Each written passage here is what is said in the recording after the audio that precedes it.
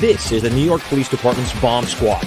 Part human, part dog, part robot, all one team. Lethal and indiscriminate. To disarm one is to save countless lives. NYPD Bomb Squad has given the all clear. One reason the members of the oldest and biggest bomb squad in the United States are unique. Bomb Squad was able to safely remove a device. When you don't see them, the NYPD Bomb Squad is always watching for that unsuspecting threat. The NYPD Bomb Squad racing in, then hauling away another suspicious package. Package has been properly identified.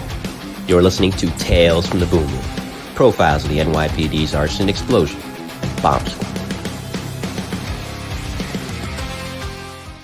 31 volumes now, as of tonight, of Tales from the Boom Room, profiles of the NYPD's arson, explosion, and bomb squad. Welcome, ladies and gentlemen, to episode 227 of the Mike the New Haven podcast. If you haven't checked out the previous episode, that was volume 25 of the E-Men inside the NYPD's emergency service unit. We hit the quarter-century mark with volumes of that, and that was with a man that my next guest, who I'll introduce momentarily, knows quite well, Dave Martinez, of course, a great guy, great officer he was, of course, in emergency service, later on detective in the intelligence division, but did 10 years in emergency service across Truck 6 and Truck 7, I believe. So it was fun talking with him and revisiting his career. So it's funny because this week I get him on, and then now Dave's partner's on tonight for Tales from the Boom Room. Like I said, profiles of the NYPD's arson, explosion, bomb squad, volume 31. Who is he? Well, he spent 21 years working in the rough and tumble environment. That is New York City, but he had a lot of fun doing it. And 13 of those years were spent in the Special Operations Division of the NYPD. Now, the Bomb Squad is part of the Detective Bureau. It's not part of SOD, but when you consider what they do, I don't think it's a stretch to call them Special Operations because they're doing the kind of things most detectives do not. And we'll get into that tonight. But before that, of course, he spent a decade in the emergency service unit. 1991 is when he got there. They transferred over to the Bomb Squad in June of 2001. When he retired from the NYPD Bomb Squad in 2004, he didn't stop there. Went out to North Carolina, was a police officer and bomb technician there, as he'll tell me about tonight. And that, for this volume 31 of Tales from the Boom Room, is Mr. Joe Dolan, who I've worked a long time to finally get on this show. I've annoyed him enough. He finally relented. The restraining order will kick in after the podcast, but he's here tonight, and I appreciate that. Joe, welcome. No problem. Good How to you have been? you. Good. And of course, this is your second appearance on the show. You were, for those of you that want to, and I mentioned this when Dave was on, if you want to check out Joe's first appearance, go to Tales from the Boom Room. I think it was volume 24 of the miniseries in which we covered the 1997 Brooklyn bomb plot, of course, which Joe played a central role in when he was in ESU. But we'll talk about that a little later. First, Joe, where'd you grow up? I was born in Brooklyn in 1962. I was born in Flatbush Avenue, right down the block from the 6-7 precinct. I spent the first couple of years there. We moved around a lot. My father was a fireman in New York. He had to retire early in 1969 due to a medical issue. But we ended up moving to Virginia for his job, and then we moved back. And I spent most of my life in Staten Island, living in Staten Island. From the age 7 on, I lived in Staten Island until I moved to North Carolina. So, So most of my life was in Staten Island, was in the city. So, was he one to encourage you to take all the tests, or did you come to want to take those tests on your own? I always wanted to be a cop. Okay. That was my main career choice, was being a cop. And I hated school from the first minute I went to school. I hated going to school. So with that, my father knowing that, when I was in high school, I actually took the test for the police department while I was still in high school. I got hired off of that list, that test that I took. It was the 1010 list. I also took the following test, also 1175, just to be sure. But I had to be 21 before I can get hired. Anyway, I turned 21 May of 83, and I got hired July of 83. But my father always said, listen, he says, just be the only one in the family that gets out of high school with an actual diploma, okay? And I'll never mention college to you. My brother dropped out. He went in the Navy in 72. He stayed in the military. reserves and stuff. Ended up going back active duty, moved to Rhode Island, and he retired 6 years ago. His name is Tommy. He's my only brother. He retired 6 years ago from the Army Reserve as a sergeant major. He's also he's a major in Johnston, Rhode Island Police Department. He's been there for a little over 20 years. So, yeah. So it was my father. And my father said, if you're not going to go to college, then military or civil service is the way to go. He says you have to get a job that has benefits because you're going to have a family and he says, you're not going to get rich. He says, I'm telling you right now, in either course you take, you're never going to get rich, but you'll have security. The jobs will always be there. So I always wanted to be a cop, and I'm glad I got hired in the police department. I didn't realize what the police department was going to be. You have these grand ideas of what the police department is when you're a kid, and then it's an adventure after you get in. I can tell you that. I think there's an analogy that Chief John Norman, he was a special operations command chief in the fire department. His brother Dave Norman was in Truck One, and he called it a magic carpet ride. It's the old Steppenwolf song, and it's true. It is. It really is a magic carpet ride when you think about it, because the kind of things you see in the FD and the PD, you never would see anywhere else. And even in other city jobs. No disrespect to sanitation workers, for example, or school teachers, but you're not seeing the kind of things that you saw across your 21 years. Right. Well, sanitation was the best kept secret in the city. So I'm told. Yeah, I think a lot of guys, if they had realized at the end of their career how great of a job sanitation was, they may have went in that direction. But no, I wanted to be a cop. I'm glad I became a cop, and that's what I always wanted to do. That's what I always wanted to be. So I got to do that. I'm lucky. My career was good to me. I got to do the things I wanted to. I became a cop. I got into the emergency service unit, and I got into the bomb squad. Did the three things I wanted. I really didn't want to go to college. I didn't like college. The longest 6 months of my life was the police academy. I was quitting that every day until I graduated. But I'm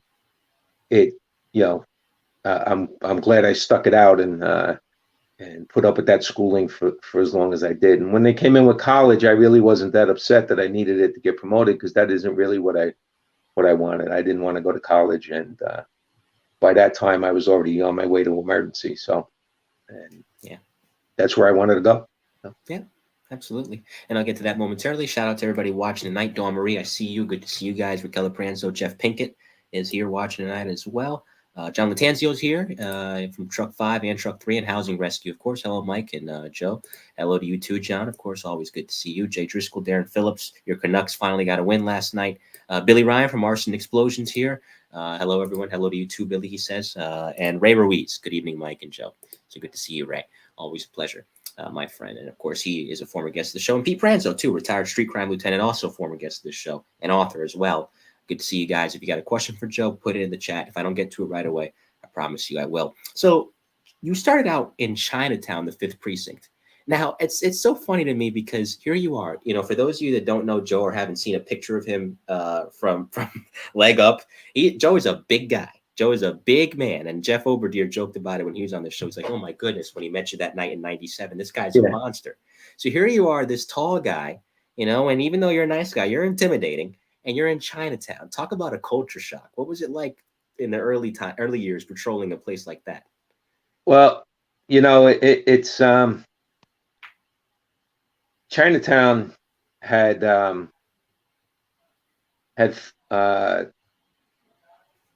different language barriers in it. It's a small precinct, all right, and it for as small as it was extremely active. It was an active place. And you had both dialects of Chinese, and then you had some people who spoke Italian in Little Italy, of course. And then on the east side of the precinct, you had a lot of Spanish, and and you had a lot of homeless who had a language all their own. We had all the Bowery missions and stuff like that. So it was definitely a very unique place to work. And when I went there from NSU, I did NSU in Staten Island, and I wanted to leave Staten Island. I didn't want to work where I lived. And my sergeant Arrigo, he was a good boss. Asked me one day, he says, "Where do you want to go to work?" And I said, "Anywhere out of Staten Island. I just don't want to stay here, you know." And he goes, "All right." And he sent me to the 5th. And when I got to the 5th, it was an extremely undermanned precinct. I think we only had 75 or 80 people in the command. It was not unusual to have two sectors and a sergeant who went on patrol. And that was a busy day when that happened. 30, 40, 50 jobs a day.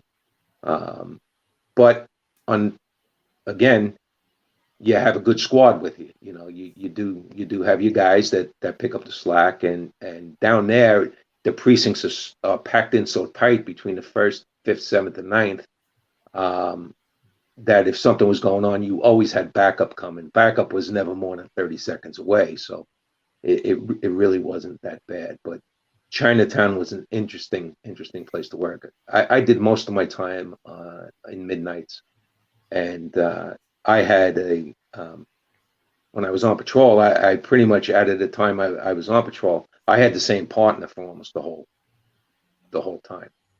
Guy's named Bobby Corbett, and he was the same size as I was. Yeah. And it wasn't bad when we were driving around in the Grand Furies and the Chevys, but when they stuck us in those K cars, that was a little tough. Those things are so small. Oh, me and him sat shoulder to shoulder, and our other shoulders were at the windows and looking out of the blue window tint. It was like we were in a go-kart. It was ridiculous. But the thing was the only car that drove through snow, so you couldn't get rid of them. Yeah, we had 2 of them in the 5th, and wasn't pleasurable driving them, but they got you around. It was always better than walking. So yeah, that's for sure, especially during the wintertime. Yeah, yep. But Bobby was a great guy. We were pretty active on the midnights, because once everything closed down there, if people were moving around in the dark, they really didn't belong there. There really wasn't anything going on for a whole bunch of people to be moving around. So a lot of burglary arrests, a lot of robberies, armed robberies in the subways. Burglaries were big on the overnight, and we used to catch them. We caught a homicide. We driving down Mott Street. I was driving. Actually, I wasn't even with Bobby this night. I was with another guy, Anthony Zaborskis. We were driving down Mott Street, and you see a whole bunch of people running out of a restaurant, and you're wondering what it is. And we stop and we go in, and some guy just shot and killed another guy right there at the bar. And when we walked in, I had my gun pointed at him, dropped the gun, and he dropped the gun right there. I mean, he was like, "Yeah, I did it." And he turned around and put his hands behind his back. I was like, "Yeah, okay, come with me."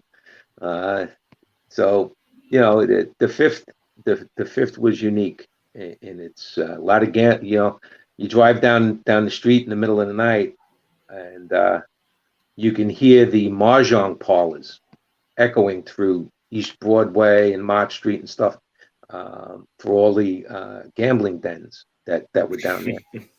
You know, it was quite a busy place for the size it was. I had a lot of fun there. That was good. That was a good place. This is Tales from the Boom Room, Volume 31, profiles of the NYPD's Arson, Explosion, and Bomb Squad, of course, featuring Joe Dolan tonight. A few more acknowledgments, because I typed this in the chat. I forgot, you guys. My apologies. To Alicia B., thank you for being here. I know you just had your twins, so best to you on that, Alicia. I know that can be a handful. Angela Ang, retired 13th Precinct cop, is here tonight. Always a big supporter of this show. And on the K car, she remembers this well, because she drove them. Had to roll down the windows and put your arms outside. That is true. That much is true. And of course, Billy Kennedy, who's a former guest of the show for the ESU miniseries, and always a big supporter of this show. Greetings to you too, Billy. Good to see you, Sarge. I'll be on my best behavior tonight. Joe and I, we know this when the sergeant's watching, when the boss is watching, we got to be on our best behavior, Joe. So, I don't want to get chewed out by Mr. Kennedy. Now, all up to Billy, of course. So, working there, I have to ask. I know it's a bit of a silly question, but I imagine you familiarized yourself quite well with the cuisine of the area. Yes, yes, I did. There were great restaurants to eat in, both Chinese and Italian. My favorite. My favorite restaurant. Well, there was a couple of different ones. We had Sammy's Romanian, actually on that was on Eldridge Street. That was great for steak sandwiches and potato pancakes. And then we had a lot of Italian restaurants. You had Puglia's, of course. Everybody likes Puglia's. But then you had Luna, and Little Charlie's was my favorite place to go to eat for Italian food. They had great food, great spaghetti and shrimp. I don't think I don't know if Little Charlie's is there, but I know Vincent's Clam Bar is still there. And if you go to Vincent's, you could still get spaghetti and shrimp, and it tastes exactly like it did that many years ago. It's pretty amazing. I go there when I have to go to Mount Sinai for medical stuff from 9/11. Was it? Angie Yang's asking? Was it on Kenmore? Yes, the one on Kenmore. All right, there you go. Oh, she says she lived upstairs from it. Okay, small world. What do you know? Yeah, and so that said, 1991.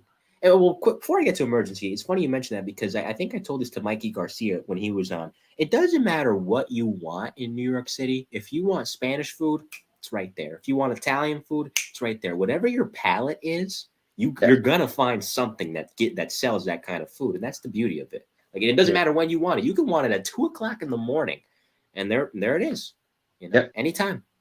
New York City, you can buy a right-handed screwdriver at 4 a.m. somewhere. Somebody's selling one. It's just the city never goes to sleep. No. When I was in bomb school, I know I'm jumping ahead, but that's fine. You can take it wherever you want. It's fine. Yeah, just a quick story. When I was in bomb school, I was surrounded by all these guys from different departments and stuff, and they said, so what's it like working in New York City, and what's it like in New York City? And before I could answer, a guy from Chicago, I can't remember his name, guy from Chicago says, New York, I can't tell you what it's like in New York. He says somebody from another big city are the only ones who can tell you what it's like in New York. And so I looked at him, I said, well, go ahead. And he says, New York's like every other big city on steroids. He says, that place is off the chart. He says, I don't know how you could be a cop there. He says, that place never goes to bed. He says, I've been there visiting a couple times. And he says, and that's an awesome city to be a cop. It must be an awesome city to be a cop in. And it was. It was a great city to be a cop in. That's the greatest job to have had. Yeah. And nobody could take it away from you. You put in those years, you earned that title. Remember you posting that on Facebook a while ago. I earned that title with my blood, sweat, and tears. And yes, you did. You certainly did, as we'll chronicle tonight. And I think that's a good description of it. Of course, just like I said, volume 31 of Tales from the Boom Room profiles the NYPD's Arson, Explosion, and Bomb Squad. Tonight's guest for that volume 31 is retired NYPD Bomb Squad Detective Joe Dolan. So after those 8 years in Chinatown at the 5th Precinct, emergency comes up. And emergency is always a very tricky unit to get into because they want the best of the best. And as I said before, I'm speaking to the guys that passed STS, that made it through that got into ESU. There are just as many over the years that did not, or did not at least get in on their first try. They had to try again. So here you are. You mentioned, of course, not liking school. And there is no greater, more challenging school in the NYPD than that one. How long was STS back then before I continue? Was it 6 months then, or was it still like 3? No, it was 12 weeks. 12 weeks. And I imagine those were the 12 most stressful but most rewarding weeks of your life. Yeah, there wasn't a lot of paper schoolwork done there. It was all hands-on. So hands-on schooling is a little different than I can't sit down and study things. That kind of student I'm not, but I can do hands-on. But yes, that unit, my want to get into that unit started on my first day in the police academy. My police science class was right over one truck, and I knew cops existed. I didn't know what emergency service was. I had no clue. We're sitting there in class, and my police science instructor, Frank Tiscione, ended up being a great. Nobody liked him because he was very stiff, but he was the only instructor who came into the class on the first day in a long sleeve shirt and tie and a gun belt. And I mean, we're there in July and it's hot. And he said that if you ever see me with my sleeves rolled up and my tie off, you can do it without asking. The guy never did that. He came in every day in a long sleeve shirt and tie and a gun belt. But he ended up being a great instructor because he taught you both ways. He taught you how to operate on the street and how to operate in the book to get you through. And the first day there, I heard them going out downstairs, and I looked out and I asked, I said, what's that? And he goes, he says, that's probably one of the greatest units in the job. He says, that's emergency service. And he said what he went into, what the unit did. And I said, man, that sounds like a place, I'd like to go. And he says, you got a family member on the job? I said, no, I'm here all alone. And he says, well, good luck trying to get in there. He says, you need a lot of help. And, I was never one to be challenged. So that's where I wanted to go. And I didn't have any family on the job. So I made it my purpose on patrol to work and get the help that I may possibly need to get in there. And I did. And when I did, that unit opened up you don't realize until you get in there how much that they actually did. You see them on the wrecks and stuff like that, and you see them and they show up with hostage barricades and jumpers. But you don't realize that you can be in the New York City Police Department and go into a unit where you're rappelling out of the helicopters and you're rappelling off of rooftops and you're trained with all the weapons, and you're taught how to scuba dive. You're taught to become an EMT. You become a hazmat technician. You become a search specialist, building collapse search specialist. The amount of training that goes into those guys is enormous, and the amount of talent in that unit I was astonished at who was in that unit, and the myriad of talent that these guys had, electricians and elevator mechanics, and it just this whole different group of people that the knowledge was outstanding. I mean, when I went in there, we had a guy going through medical school. He was a doctor, Vic Politi. I've heard of him. Yeah, Vic. Yeah, he worked as a cop, and he actually became a medical doctor. What other police department in the country has an actual cop who goes through medical school and stays a cop and becomes a doctor, and then also becomes the head of the emergency department in Mary Immaculate Hospital at the same time that he's a lieutenant in the police department. I mean, it was just amazing the people that were in that unit, and I was always in awe of them. Trying to live up to the past guys, and trying trying to keep the esprit de corps that unit had, and they drill it into you in the very beginning when you're there. There's no, the chief of SOD. I cannot remember his name when I was there. He came into us when we were first first going into training. The very first day he came in, and I was no, this was well before him. This was back in the 90s. I can't remember who the chief was of SOD. Wasn't Camberdown, or was it? No. Very, very stern chief. He came in. He gave us a speech, and his speech was, if you ever have a guy named Billy Fisher or Billy Otting or those are the guys I went through the class with. The speech was, you're in a very exclusive unit here, and if you screw up and make this unit look bad, you could pick a precinct that begins in a 7 and ends. That's him, Ray Abruzzi. There you go. Thank you, Billy. He says you could pick a precinct that begins in 7 and ends in any odd number. That was quite the from the chief of SOD. So you knew it was important to pay attention to what these senior guys were telling you. And you did, because if you didn't pay attention to what they were telling you, you can get badly hurt there. No, of course. And it's so unique because when someone looks at New York City and they look at what the emergency service unit does, and I get a better understanding of this the more I talk to former E-men and even current E-men, is that they might say, if they don't understand the dynamics, why would a police department have a rescue unit? Just have the fire department do it. This is not an ordinary city. What did that guy from Chicago say earlier? It's a big city on steroids.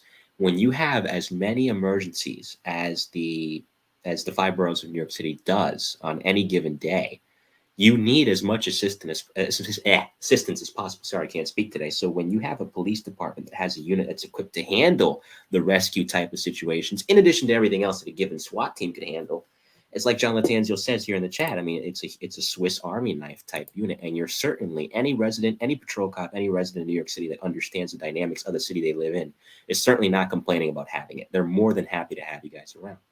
Yeah. The thing with the unit is you do everything for the patrol cop. No matter what you're called for, whether it's it was a burglary and the place is broken into and it's to secure the location, or it's a wreck, or I mean anything that needed to be done, you did it.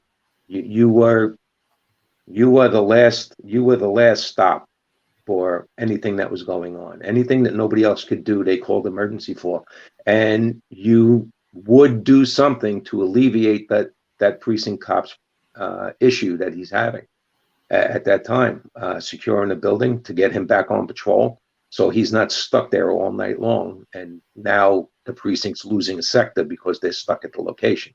You did everything, and you get extremely ripe DOAs, extremely ripe DOAs. Emergency would be called, and you'd be the one that went in and took the jewelry off them, and because the precinct cops just you just tried to alleviate those issues for them, and that was a big thing with emergency, and that's what always is the precinct cop. You have to do everything you possibly can for the precinct cop, for the guy on patrol, because he's got enough to handle. That's your job, is to do everything that that nobody else in the city wants to do. Emergency service unit is going to do it, and I mean it. That was it. If they couldn't find somebody to do it, call emergency service. Somebody will figure something out, and we usually did, and that's where all that talent came in that I was talking about before. Yeah. It's something like Carl. It's what Carl Duenzel told me, and that is service is the unit's middle name, and it's so true. Anything that is needed, from the major emergencies to even something as simple as there's a great documentary on one truck from like 1978, 1979. A woman's ring fell down the storm drain, and they went and they got it out for her. Anything. And I think ESU, the beauty of it is it flies in the face of the stereotype that cops are these dumb meatheads. You have, as you look at Vic Politi, look at Richie Winwood, who's a physician's assistant now. You have so many smart people that aren't just smart for the job, but are just smart in general, smart for life, that happen to have that talent that they utilize for the emergency service unit. And they're able to not only utilize it successfully in that unit, they're able post NYPD use it successfully in the private sector. And a lot of that is owed to the training that they got. Yeah. It's like I said, from the minute I was there. Now, don't get me wrong. Change is tough, and going from patrol to emergency at first was not easy for me, because the gearing between patrol and emergency is completely different. I went after STS.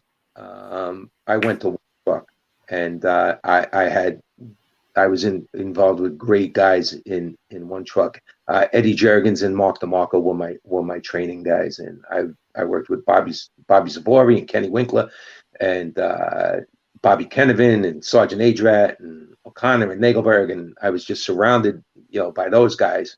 But at first it was a tough fit for me because I was having a problem slowing down from the patrol aspect, where emergency services is extremely, they're not slow, but they're deliberate in their actions.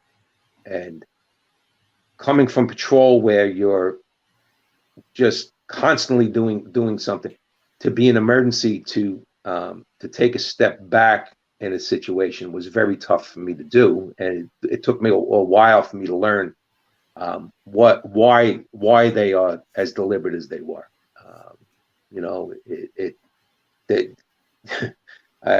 Eddie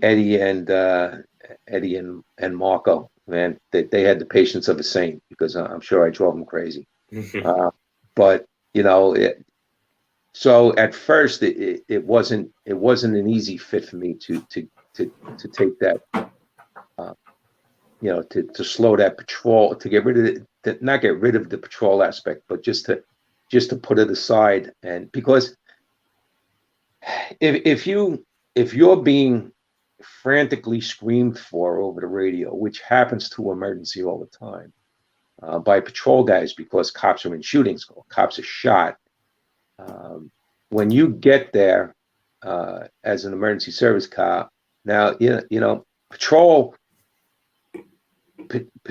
has the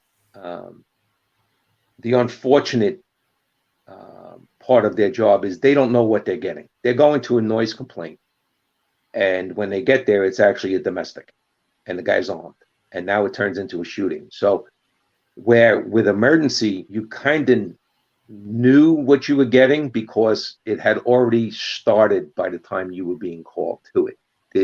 Does that make sense to you? Yeah, the job is pretty clear for the most part. If it's a 1013, listen, you gotta go. Whereas patrol doesn't know it's going to be a 1013 style call going in. It's right. So makes sense. The thing with emergency was, when you get there, you cannot lose your head with everybody else. You need to stay focused on what you're doing, and you need to get your equipment. No matter what's going on, you need to take control of the scene. You cannot get caught up in the mayhem of what's going on, who's running around screaming into the radio stuff. It's your job to figure out what's going on, grab one person, get a story, and start putting together your tactical, hold on a second. I love you too, buddy. That's my grandson. Making a cameo on the Mike Today podcast. Yeah. You couldn't get caught up in the excitement, because you had a job to do. It was your job in emergency service to start calming everything down. And I finally got that. It took me a little while to get that, and I finally got it. And I thank the senior guys in the unit for finally getting me to see the way of the emergency service unit. And it didn't stop with Eddie Jergens and Mark DeMarco. Guys in six truck, Warren Gunch and Bobby Gardella and Steve Petrullo and Dan Guiney and Mike Keenan and Oliver and again, surrounded by guys that I've never seen such calm in the face of, and it keeps you calm. When your partner is calm, it keeps you calm. So they were. I can't say enough about them. I really can't. I know other guys in emergency know exactly what I'm talking about, and it's you're only as good as your equipment. And if you get caught up, chances are you're going to forget some of your equipment, and you're going to be useless. So just slow down was their thing. Slow down, be deliberate in what you're doing. Don't just rush into it. And actually, when I started looking at it, what looked like was slow to me at first was not very slow at all. They were extremely fast in their actions. But at first, it was tough for me to get that through my head on the reaction that emergency service guys had. Poor Bobby Savori, when I was on patrol. And I was waiting to get picked up for emergency. That poor guy, every time he got called down into the fifth, I'd see him. I'm sure he said, "Oh, here he comes again." Because every time I saw him, I was asking him, "Hey, are they picking anybody up?" And I'd bend his ear. And I felt so bad. I felt so bad for him every time he showed up down there. But that is by far a great unit. I did things in that unit that I never thought I would ever get involved in. It's unfortunate things at times, but for the most part, very gratifying 10 years in the job. I have a picture. I'm going to try to get it real quick because it's in the REMA calendar of Mark DeMarco and Eddie Jergensen. So bear with me, folks. That's what I was fidgeting with earlier, but I couldn't get it off my wall. So now I can. Hold on a second. This is live podcasting at its finest, folks. Here we go. Let's see if I can show. It's Mark and Eddie in front of the REP. Hang on. There you go. Right here. Yeah. Yeah. It's a great picture of those two guys. And listen, a lot of people, you're not the only one that's mentioned him. And Eddie Jergensen as well. There were a lot of really good training points to be learned because naturally there was a lot of experience with two guys like that. And I was mentioning this when Davey was on Tuesday. In six truck, I think, listen, every truck has its own distinctive emergencies that they go to. But I feel like the gamut was so wide in six because, as I pointed out, look at your geography. Look at where you're working. It's the largest borough of the five. You're in Coney Island. You're right near the Verrazano. So if there's an emergency in Staten Island and five truck needs you, you go out there.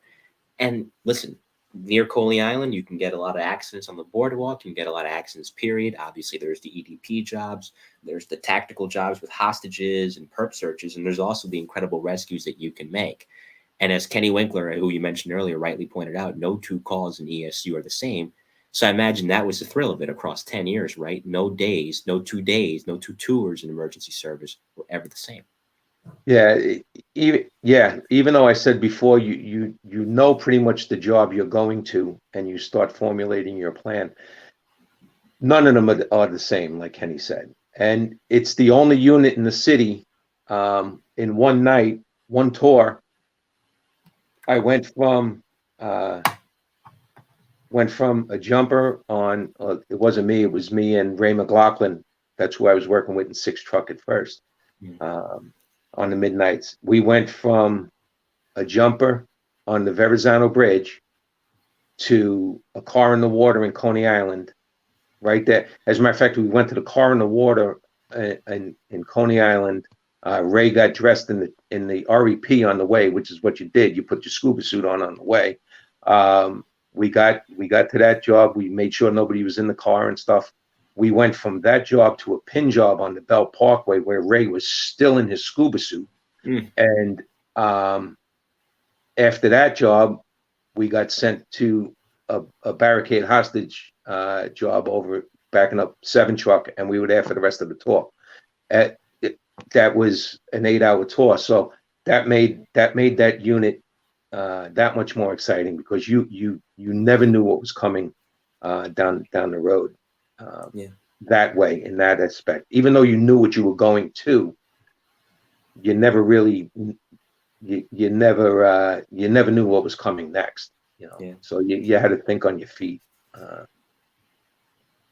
And this is Tales from the Boom Room, Volume 31, Profiles of the NYPD's Arson, Explosion, and Bomb Squad. Real quick, I miss when your trucks look like this, though, because this might have been, you were in ESU when they had arguably the best fleet they've ever had.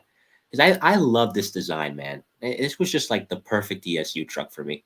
A lot of memories in that REP, I'm sure. Yeah, one REP, an REP just like that. We had Tony Mandracina. I don't know if you've heard his name. No. Tony A to Z is what they called him. I know him. Yeah, I didn't know that was his last name. Yeah, he's passed away. But he wasn't an overly large fellow. And I was working in 6 truck with him one day, and those REPs, some of them had bench seats. And as a matter of fact, those REPs did have bench seats. And we go running out, and he goes and he jumps in the driver's seat. And I looked at him. I was like, Tony, there's no way you're going to be. I can't. I said, I can't get in that truck with you driving. I said, I know you're much senior than I am, but I can't get in the truck if you're going to pull a seat all the way up to the dashboard. Because he was a small guy. Yeah.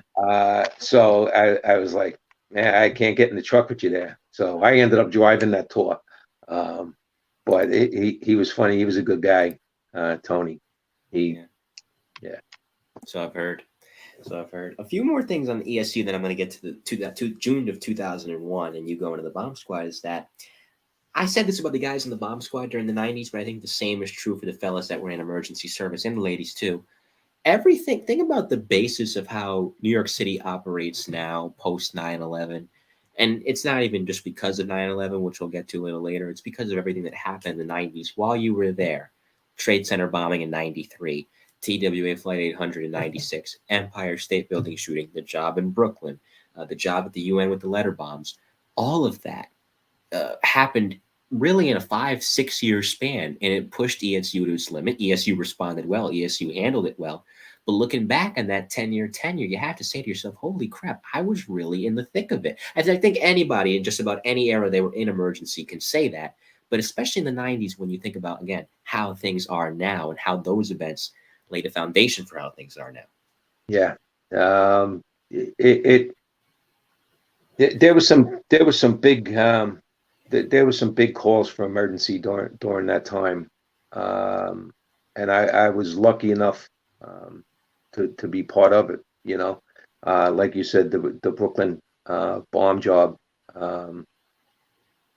That was a big one for emergency. A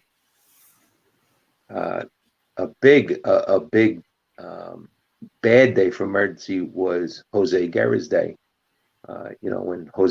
When Joe was shot. That was a long drawn out day right there. Where 4 emergency guys got shot. That was a big day, and that happened in the 90s.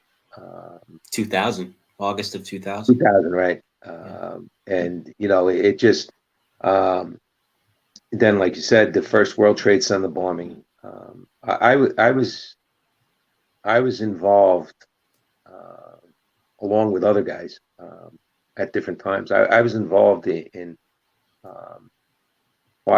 5 shooting incidents where shots were actively fired, not by me in all 5. Only 2 incidents where I fired my weapon. One was in the 6-0, where a guy came out into the hallway. He was shooting up he was shooting up the apartment building that he was in. 6-0 was calling for us. Me and Ray McLaughlin showed up on that. And as we got off the elevator, you never go to the floor where it's all happening. This was on the 17th floor, so we pushed the 16th floor, and of course, in a stroke of bad luck, of course, the elevator goes to the 17th floor, and the doors open up, and we step out into the hallway, and there's like 4 or 5, 6-0 cops standing in the hallway, and we're looking around, and it's just me and Ray. We were running truck only that night, and we didn't even have the big truck. We had the small truck, and we looked at them. We were like, "Oh, what's going on?" Because it was pretty calm, We're still standing near the elevator, and the guys say, "Oh, he's right here in this apartment." And we go, "Which apartment?" And the guy steps out and he points right at the door. He goes, "This one right here." And we said, "Well, all right. Well, everybody, get into the apartments you're standing in front of, and we'll secure it." Now, 7 truck was on their way. Ray Butkowitz was coming to it, and he asked if we needed anything, and I told him, after I asked him to bring up a 9mm. I had my 38 at the time. We hadn't gotten 9mm yet. Okay. So I had the bunker, and Ray had the shotgun, and just as the precinct guys stepped into the apartments to get out of the way, the elevator door was closing, and as the elevator door was closing, this guy came out of his apartment and started shooting to the right when he came out.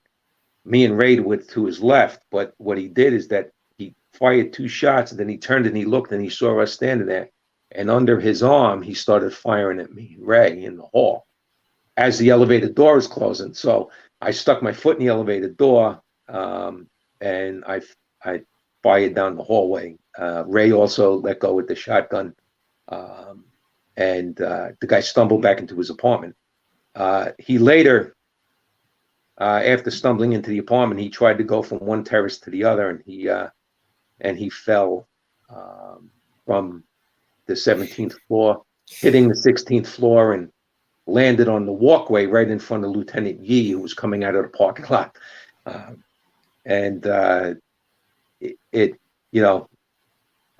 That's one of those situations that we were just going up to secure the door with the rope when this guy decided he was going to come out and surprise us like that.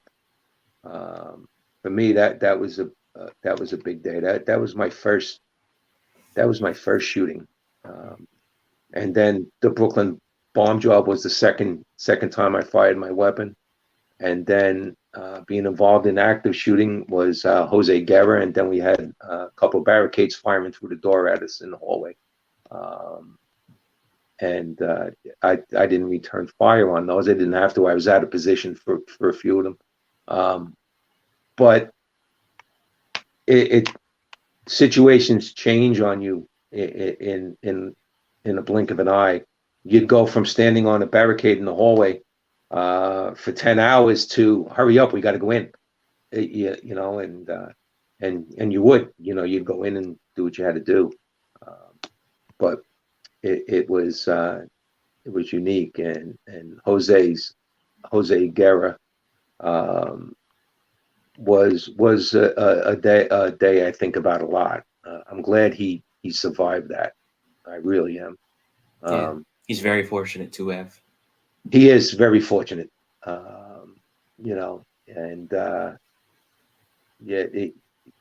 I wasn't even doing a day tour. I was doing a 4 to 12. I came in that day as I was coming over the bridge. I could see the highway cars lined up, and I was like, something happened in Brooklyn, because that's what would happen. They'd line up and wait for the chiefs to coming in from home from Staten Island. So when I got into the truck, I asked Carl Russo. I said, not Carl. I asked the guys that were there. Carl Russo was on the job, or was at the job on Ocean Parkway. But I asked the guys. I said, "What's going on in Brooklyn?" And they said, they said they're over there. They got this guy firing rounds. A couple of our guys have been shot. I said, "Oh, He says, yeah, 6 trucks over there. They've been there all day. I said, okay. So I had a new guy, Vinny Manco, with me. And I called my wife on the phone, which I normally did, and told her, listen, if you see on TV that there's been a shooting in Brooklyn and emergency services involved, I said, I'm not involved in it. I said, some of our guys got shot. And, but I'm not involved in it. And my wife says, oh, don't worry, you will be.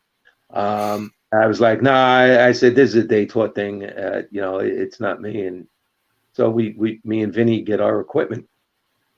And all of a sudden they say, boy 6,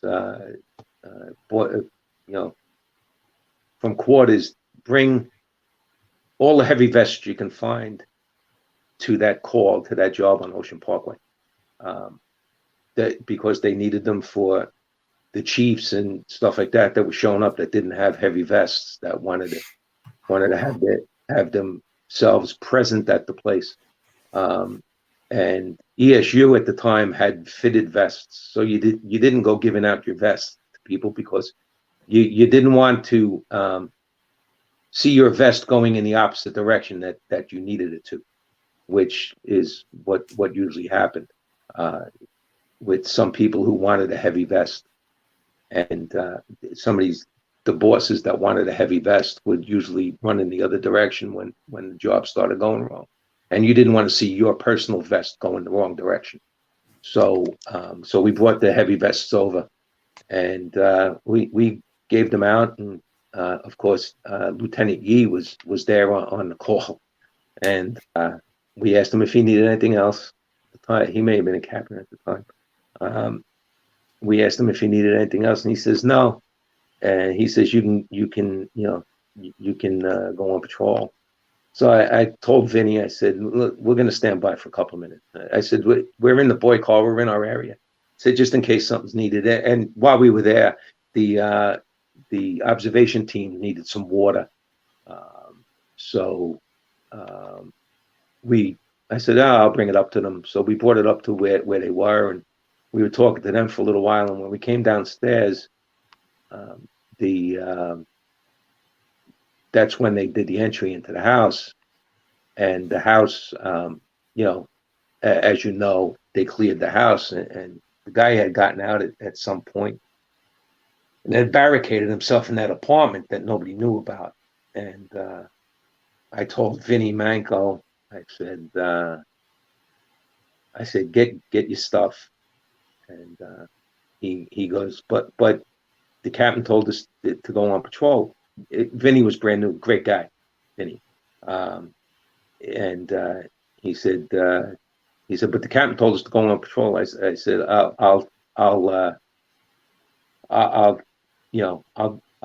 if we get hollered at, I'll take the blame for it, Vinny. Don't worry about it. They're gonna blame me anyway as the senior guy for not doing what they said. And Vinny says, but are you sure? I said, Vinny, just get your vest on.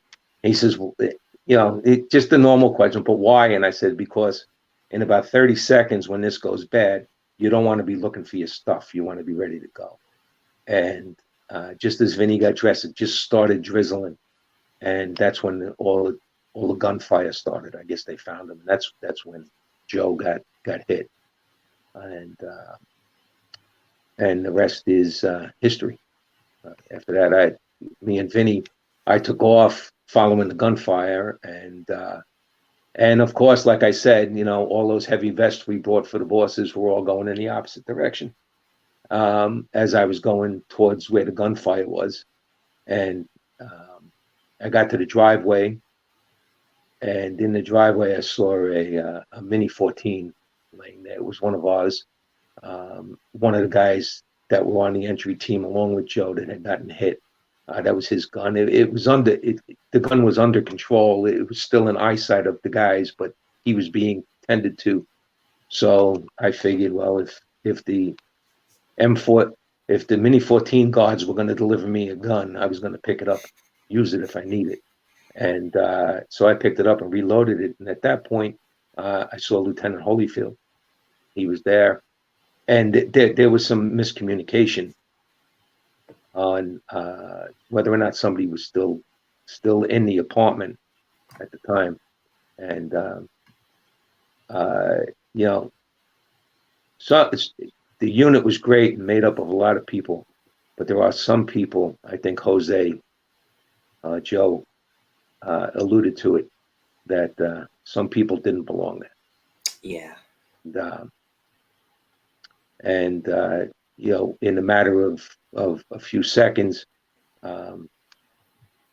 we put together a group of guys. Once we realized that Jose was still in the hall, we put together a group, and that's when the gunfire was still going on. I mean, that gunfire lasted a long time, and it was Lieutenant Holyfield and Bobby Zajac and Seth Garr and Madigan, who was still there. And I felt bad because I had not seen Madigan there. He was in the corner. He was still at the door, I believe, and I had not seen him at first. The first person I saw was Lieutenant Holyfield, and we ended up putting together a team, and we went in and saw Joe laying there, and we dragged him out.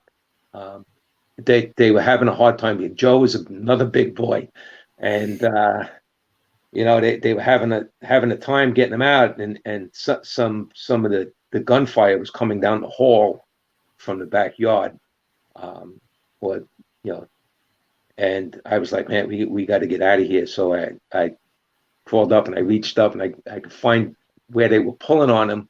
I could find the pull strap on Joe's vest, and I gave him a big pull, and he popped out from between everybody, which was great because now he was out, and now they can keep cover down the hall, Right.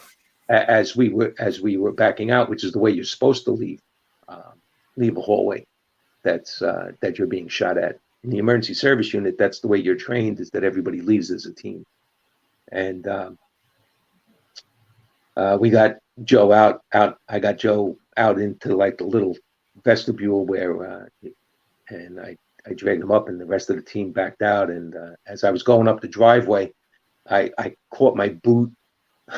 I caught the top of my boot on Joe's vest. I was apologizing to Joe all the way out because I was banging him around so hard, trying to get him out of the way. And I caught my boot on his vest, and I fell, and I jammed my elbow into the ground, holding on to the Mini 14. And yeah, then we took up positions, and then that's when the gunfire still in that backyard, that went on for a few more minutes before it was finally ended. So that was a pretty big day for emergency, to have 4 guys get hit like that. That was a big day. And then you know, that was one of the shootings that I was involved in, that I didn't return fire on, but was still involved where active gunfire was. You know, there was a lot of those jobs that happened, but not where 4 of our guys got hit in one shot, in one job. So that was a big day. Of course. And that's one of, as Latanzio points out, I think he's right. I wouldn't doubt him.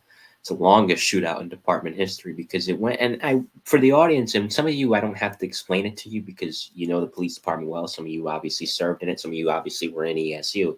But in the event that there's somebody that'll watch the replay of this or listen to this that doesn't, you have to understand the emergency service unit they're not cowboys. This is not the OK Corral. They will do everything in their power to not open fire or return fire on someone unless every last possible resort has been exhausted.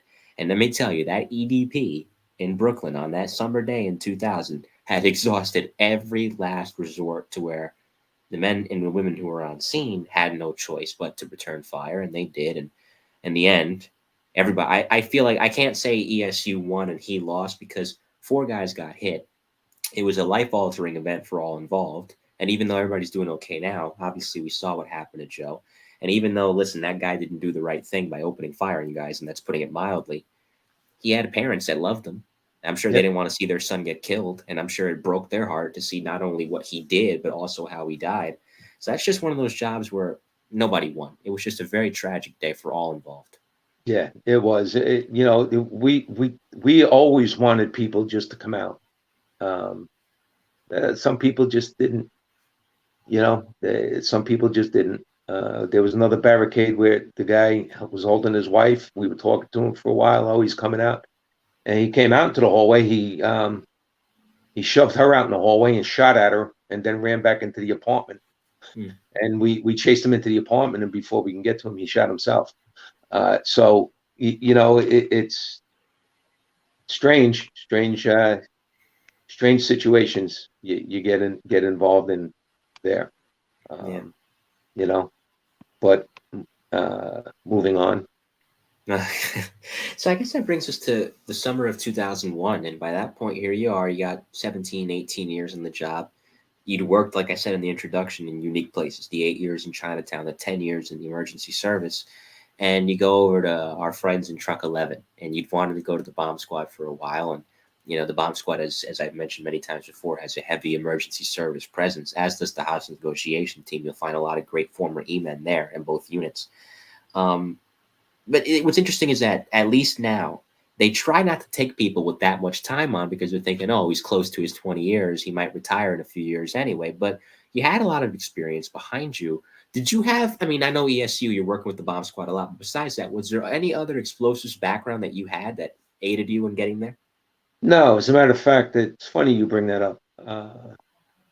Again, I was told on a call one time in the subway for a package, a device taped to a handrail, and it was there. It was in the train station, and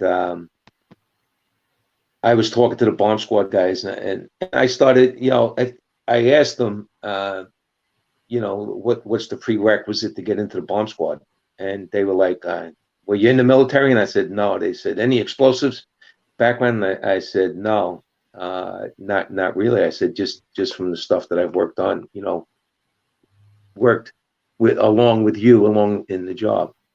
And again, I was told those great words of, "You'll never get in there." Okay, all right, I'll never get in there. Okay, so I got in there. Proves them wrong. Again, it was the two things I wanted to do in my career, and I got to do them, which makes my career great.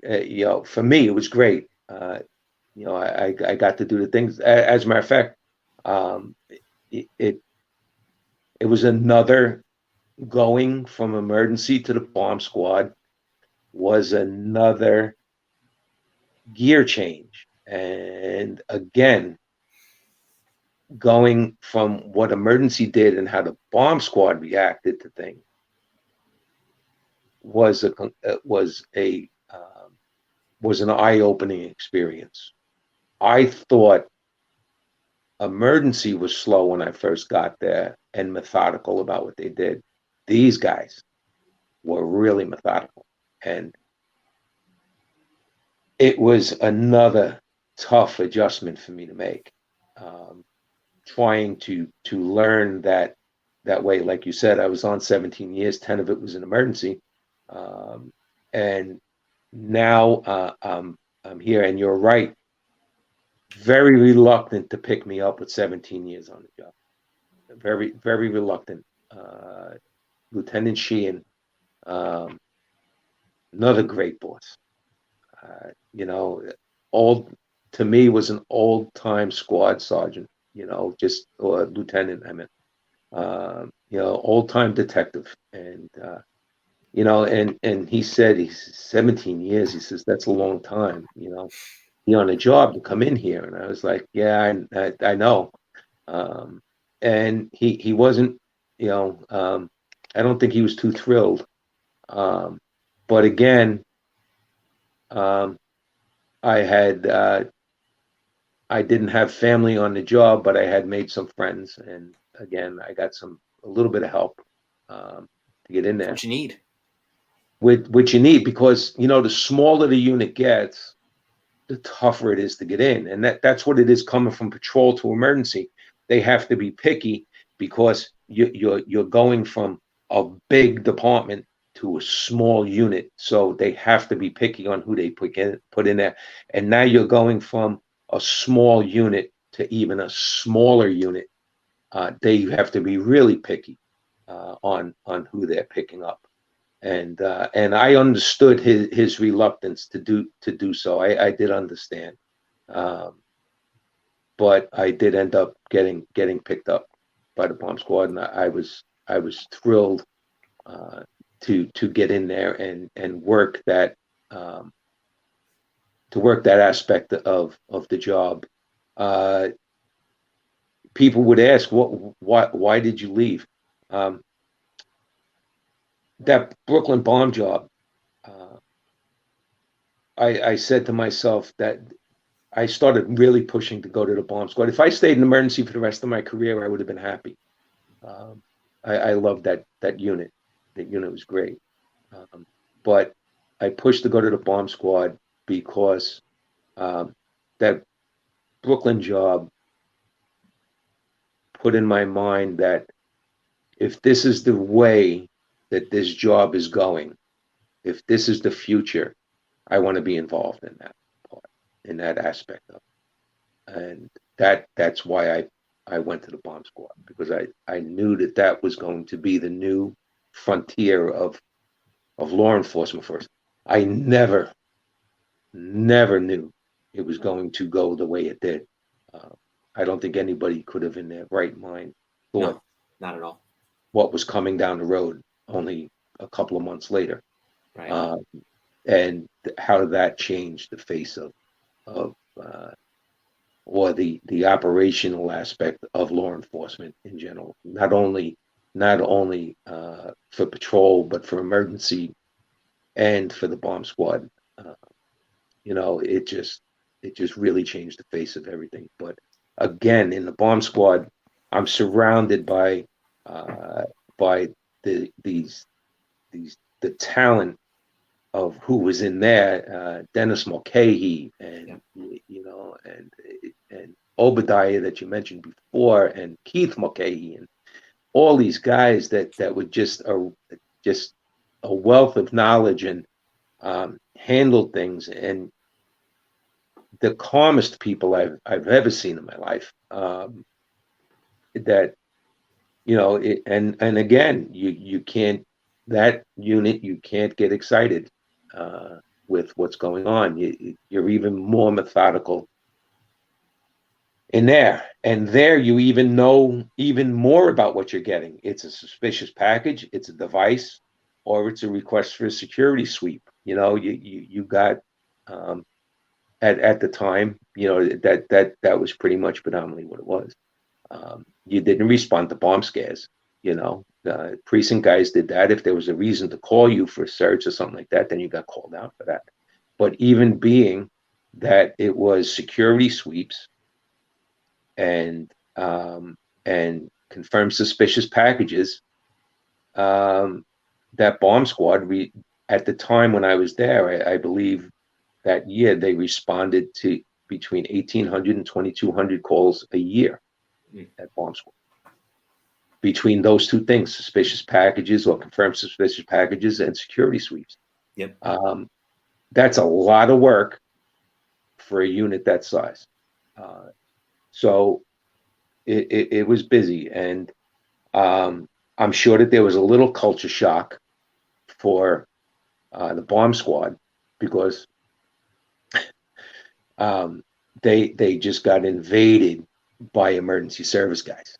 When I got in there, there was an influx of I think they picked up 9 people.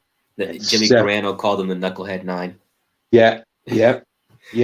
And Jimmy Carano should know a knucklehead when he sees one. He sees one in the mirror every day. So, no, he's a great guy. Yeah, We I used like to Jimmy. I used to have a lot of fun with Jimmy. It just, I'm sure that they just did not like that whole idea of that many emergency guys coming in all at once. Hang on, it was you, it was Lanos, Perricone. I'm trying to think of who else amongst that group. Ronnie Richards. Ray Butkowitz, Yeah. Jimmy Hunt, Glenn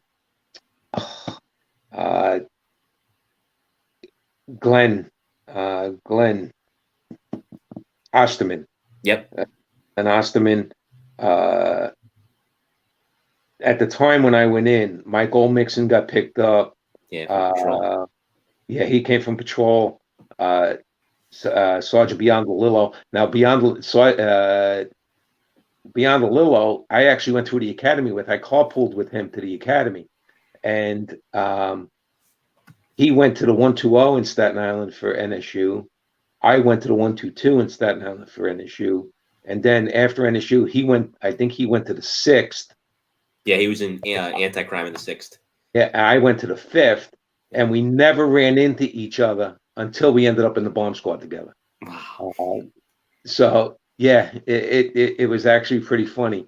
But again, a bunch of great guys. Jimmy Hunt and Ray Butkowitz. Jimmy, they were an Abbott and Costello skit. Because Jimmy was dry as very unassuming guy, Jimmy Hunt. You wouldn't know from talking to him, because he never mentioned it, that he was the police officer who pulled Ray Cannon out of the bike shop after being shot. Really? That was him? Yes. For those of you that don't know, real quick before we continue, Ray Cannon, very sad story. This was December of 1994. Ray Cannon was responding to reports of a robbery in progress. He goes into the store. I think it was a bike shop, and this animal just opened fire on Ray, shot him in the face.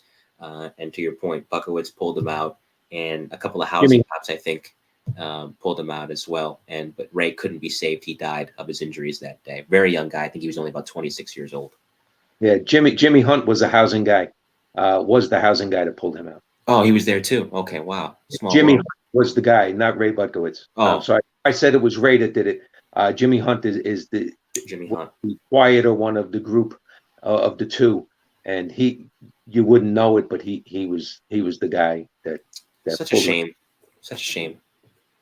But he was sitting at the end of the table one day, and Ray was saying something, was telling a story. And Jimmy is just sitting there, and somebody at the table sneezed. And Jimmy Hunt looks at the guy and says, "Oh, don't tell me you're allergic to long, boring stories too." And the whole room fell apart, because that was Jimmy Hunt. It just a very dry sense of humor. But another classic guy.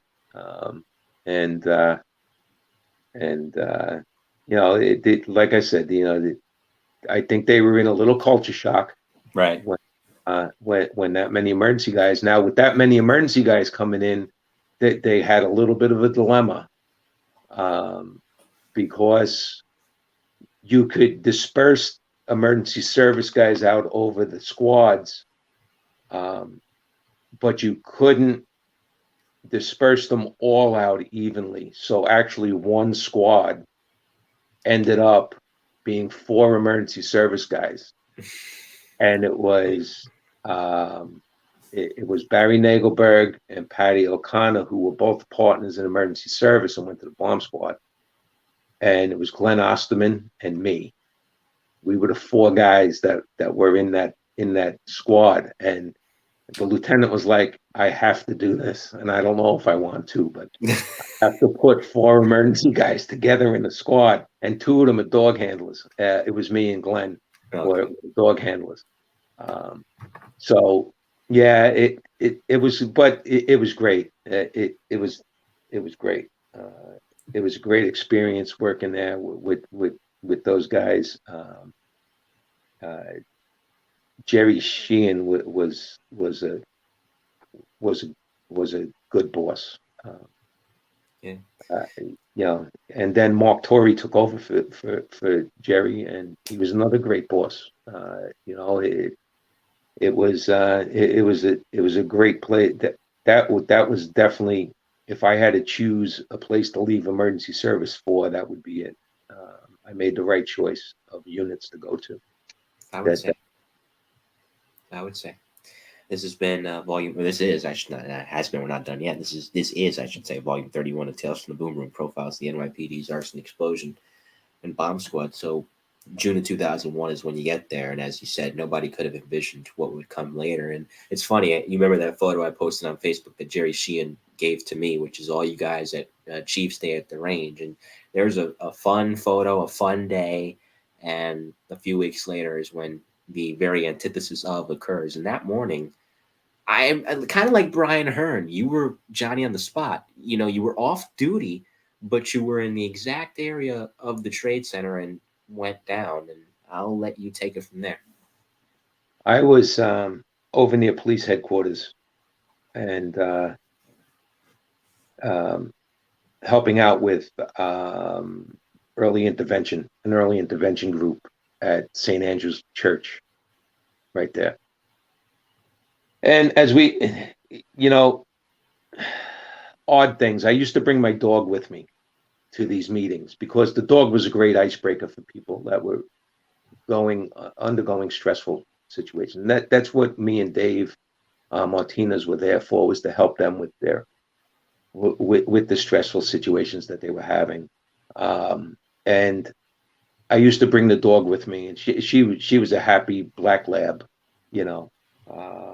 and people loved petting her and having her run around. It was really great. But September 11th, I left her home, and I still don't know why, but I left her home that day, and I'm glad I did, because I drove into work that morning, and I'm just going to preface this with I'm not going to tell you everything I saw that day, because when I do, it takes me about 2 weeks to rebox it up again and put it away. Tell what you want to tell. It's fine. All right. So as I was coming off the FDR Drive, and I'm sure other people have said this, I was coming up near the Brooklyn Bridge, and I looked up, and you could see the World Trade Center, and I would swear to God, somebody got out there the night before and polished that thing. It was so shiny that morning. It was a beautiful day, and those two towers were so shiny with the way the sun was hitting them. I mean, they actually caught my attention. Normally you drive by, you see them, but you don't see them. They caught my attention that morning. I was like, man, those things are shiny, And I went and I parked my car, and I went in there, and the meeting started. And a short time later, you heard a boom. Now, at the time, I hadn't gone through bomb school yet. I had my bomb dog, but I didn't go through bomb school yet. So I really wasn't a bomb technician. At the time, I had just gotten to the unit. And when that happened, the sergeant looked at me, and she says, "You're in the bomb squad. I think you should go and find out what that is." And I was like, "Yeah, you're right." And I got up, and there's a subway right there underneath the. And the reason I'm explaining it this way, the cops will know what I'm talking about. But if there are people here who don't understand the layout, there's a subway right underneath the municipal building, which is right in front of headquarters. And I thought the subway is what got hit, because it was that loud to me. The building shook, the floor shook. And I thought that it was something right underneath us. So when I came out of the church and I was going over that way, I asked some people, I said, was, subway? And they go, no, it's the World Trade Center.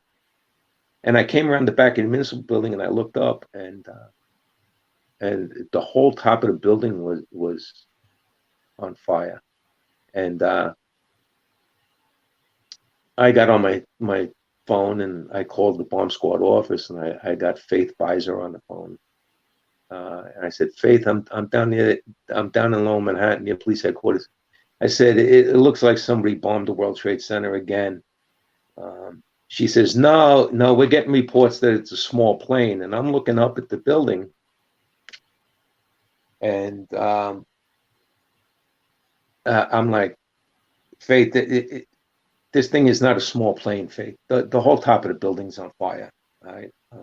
She says, well, we have Mike Olmixon coming down with somebody. Kevin Barry. Yeah.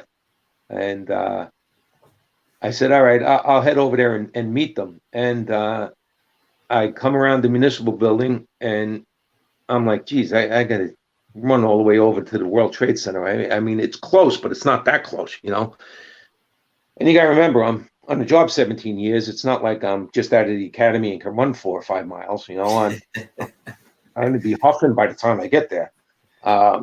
So I get out into the street, and I wave down a Port Authority car, and the guy actually stops.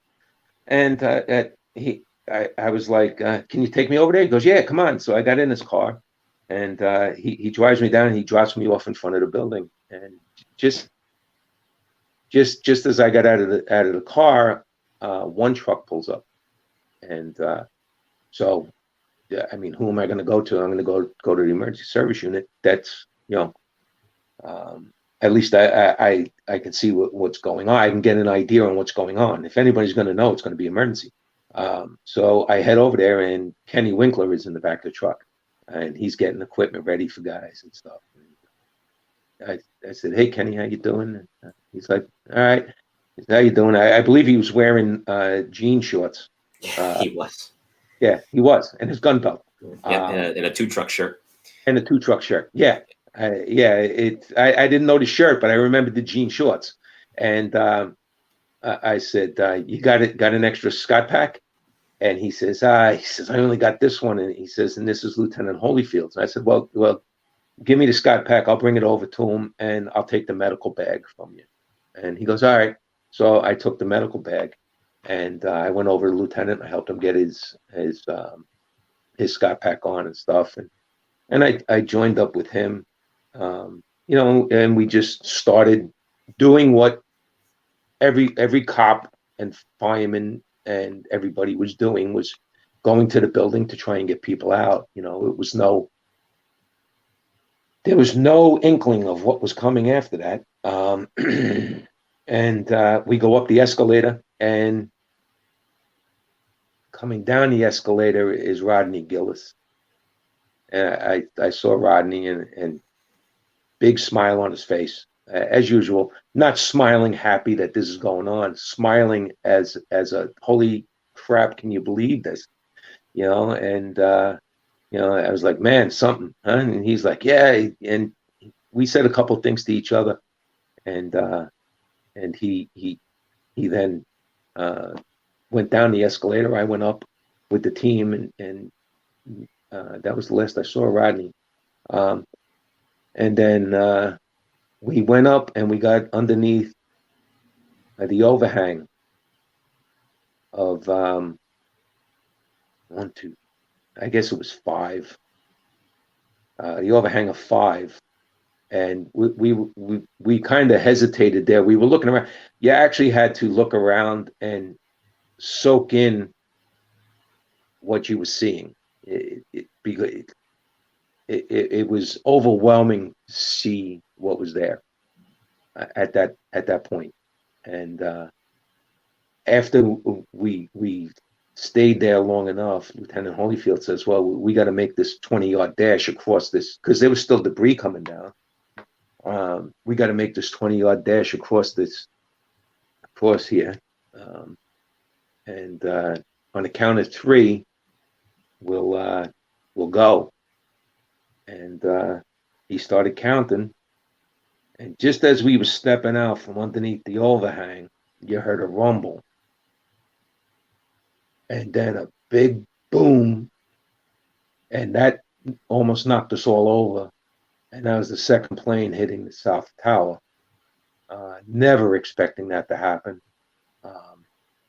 So we fell back in underneath the overhang, and we waited for the fireball and all that debris and stuff to bypass us, to finally fade away enough that we could. Now we're hearing the radio scream what it was. I heard a radio transmission that said that we have a secondary explosion, and that's the first time. With the next transmission, I realized what was going on, and the transmission was, I believe, he said, it's not a secondary explosion. It's a second plane into the South Tower. Central, you better notify somebody because New York is under attack. And with that, the counting to 3 started again, and we made the 20-yard dash across to go into the tower. And Roger Mack was there, another great guy. He's another guy into the bomb squad from emergency service, and he's there. He's in front of me, and like I said, Lieutenant Holyfield, and there were a few other guys, and I'm sorry, I can't remember who it was. It was extremely frantic at that point. So we go in and we start climbing up the stairs, and we get about 4 or 5 flights up, and you can hear things going on in the building and stuff. And I thank Lieutenant Holyfield to this day, if he's listening to this. He turned around and he looked at me and said, "Joe," he says, "you can't come with us." He says, "You have no equipment." And he was right. And I knew he was right. He says, "You have no equipment. You have no Scott pack. You have no rope. You have no belt. You have no nothing." And he was right. I didn't have that because I wasn't in emergency anymore. So I wouldn't have that. And I felt bad for poor Roger because he says, "Give the medical bag to Roger." And Roger just looks at me, because the medical bag isn't light, and that's what I had over my head when we were running across to go into the tower. So Roger, I look at Roger, I go, "Oh, I'm sorry, man." He goes, "Yeah, thanks, Joe." So I throw the medical bag over his back on top of the Scott pack, and they continue to climb. I don't know how far up they got into the building, but they all made it. I went back downstairs now, and there were people milling around. As I came back down the stairs, there were people milling around, not knowing where to go. So I sent them out towards West Street. And like I said to you pre-show, this is not an I, me. This is all team effort and stuff. This was the point where it was pretty much me on my own at this point.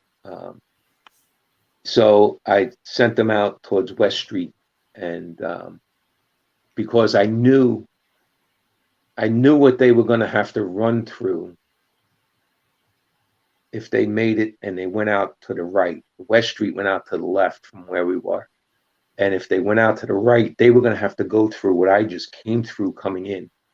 And I didn't want to send them that way because I was afraid that it would slow them down too much. First of all, I don't know if they would have made it out of that doorway, seeing what was laying out there. So I sent them out to the point where I wasn't sure what was out there, but I was pretty sure it was going to be better than what was to the right. So I stood there for a while and I pushed them out, and I came back out of the building. I went to the right. I had already come through there. I went to the right and walked, and that's where I ran into Mike Olmixon and Kevin.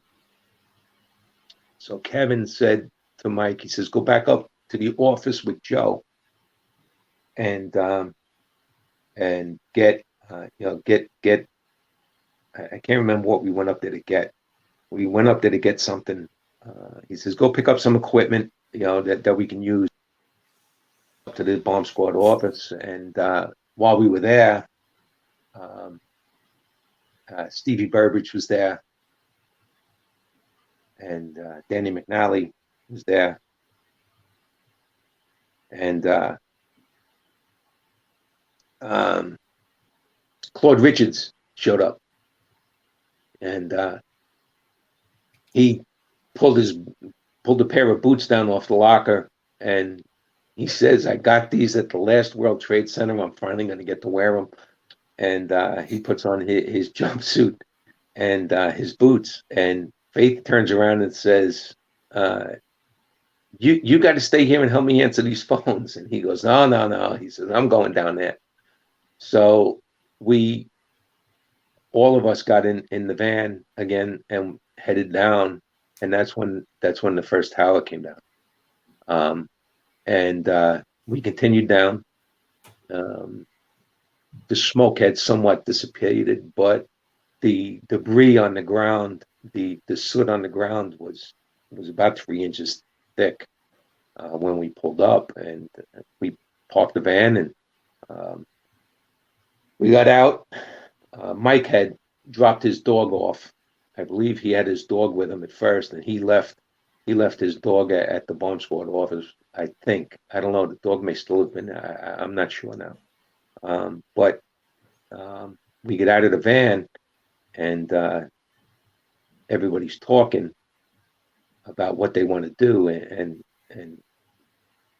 Danny Richards says, well, let's go and help them do the rescues. And I think Stevie turns around and he says, well, he says, we're in the bomb squad. We should be doing, something else. And I think Danny Richards looked at him and he says, Steve, we got nothing. He says, we got to help people. And Steve goes, you're right, Danny. He says, I don't know what I was thinking.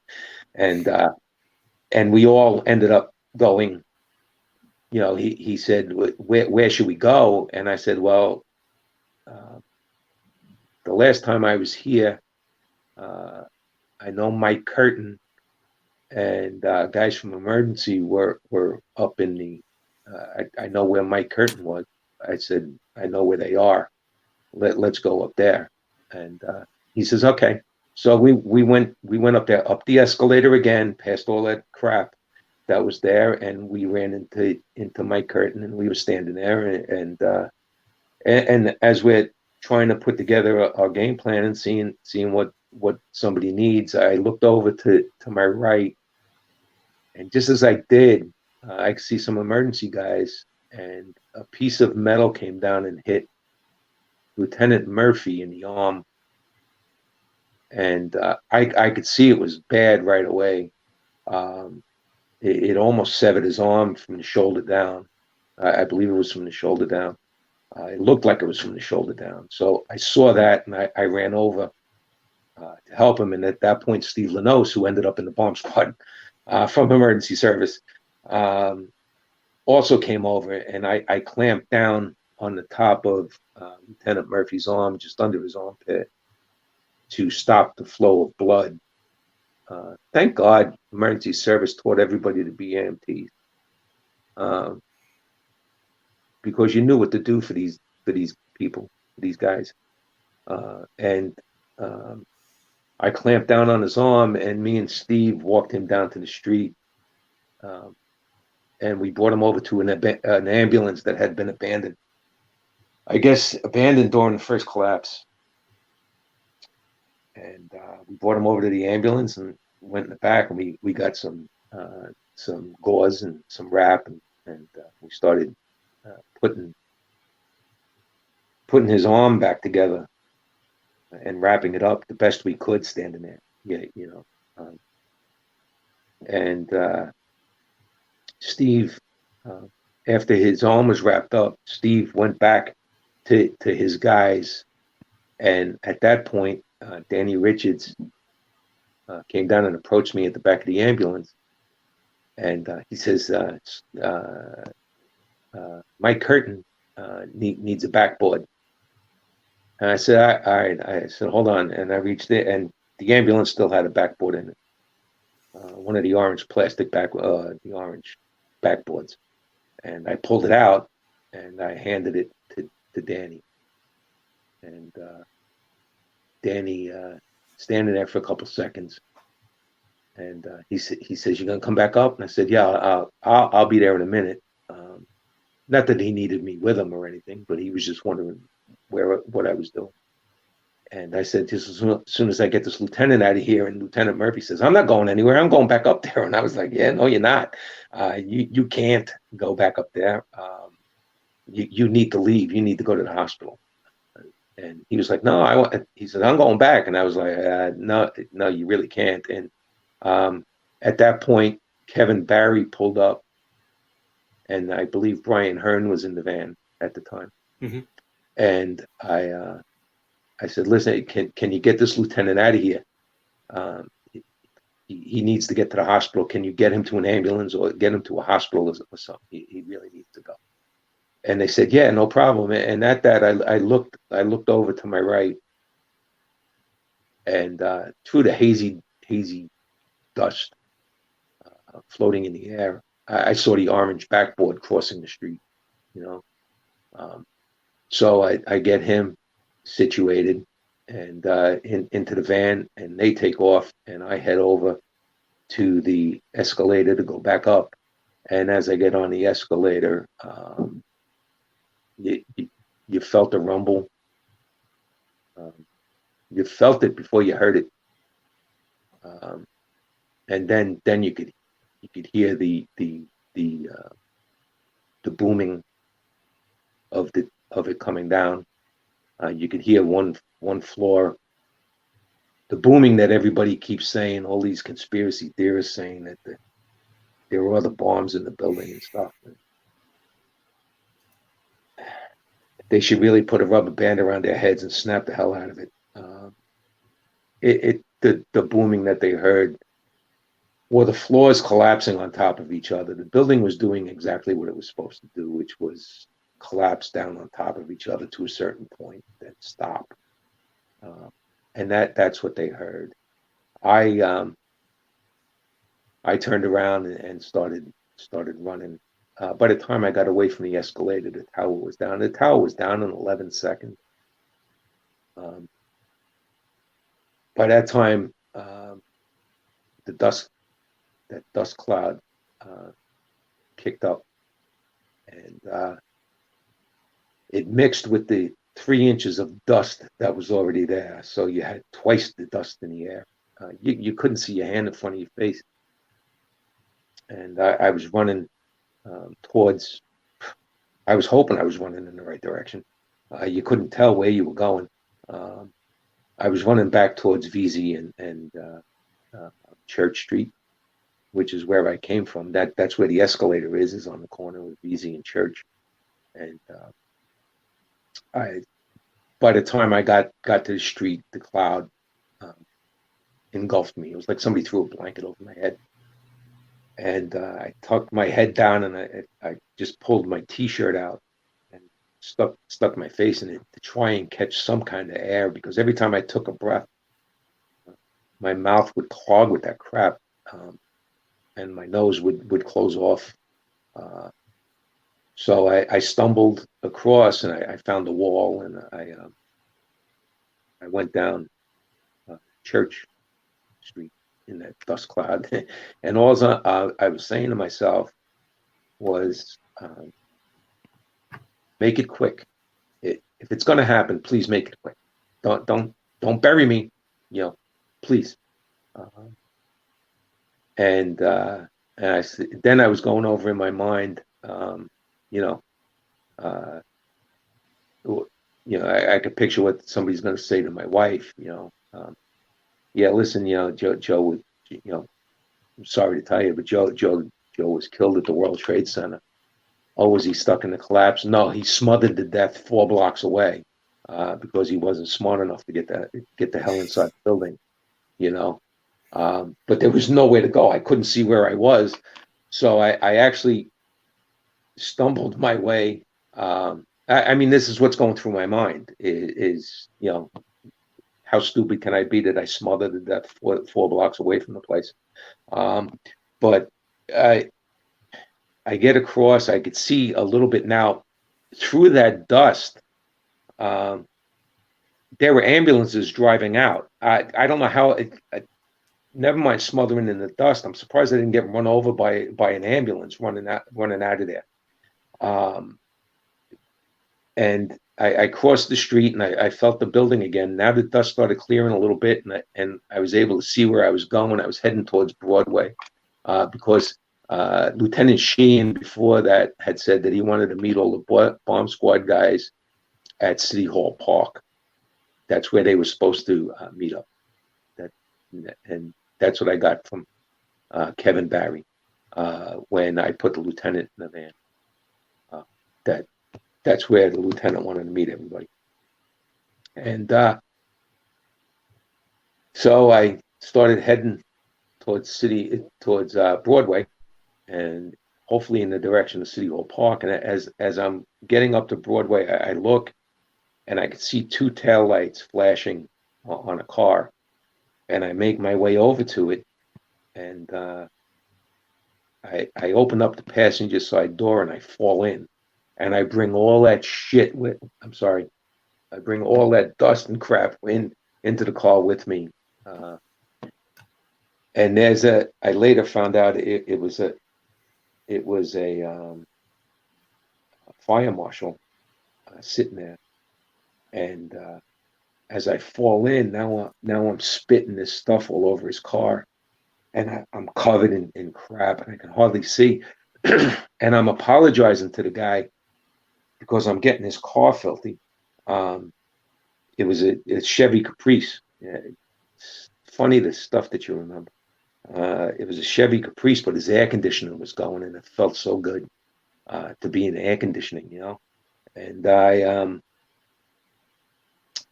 looked at him, and his eyes were the size of saucers.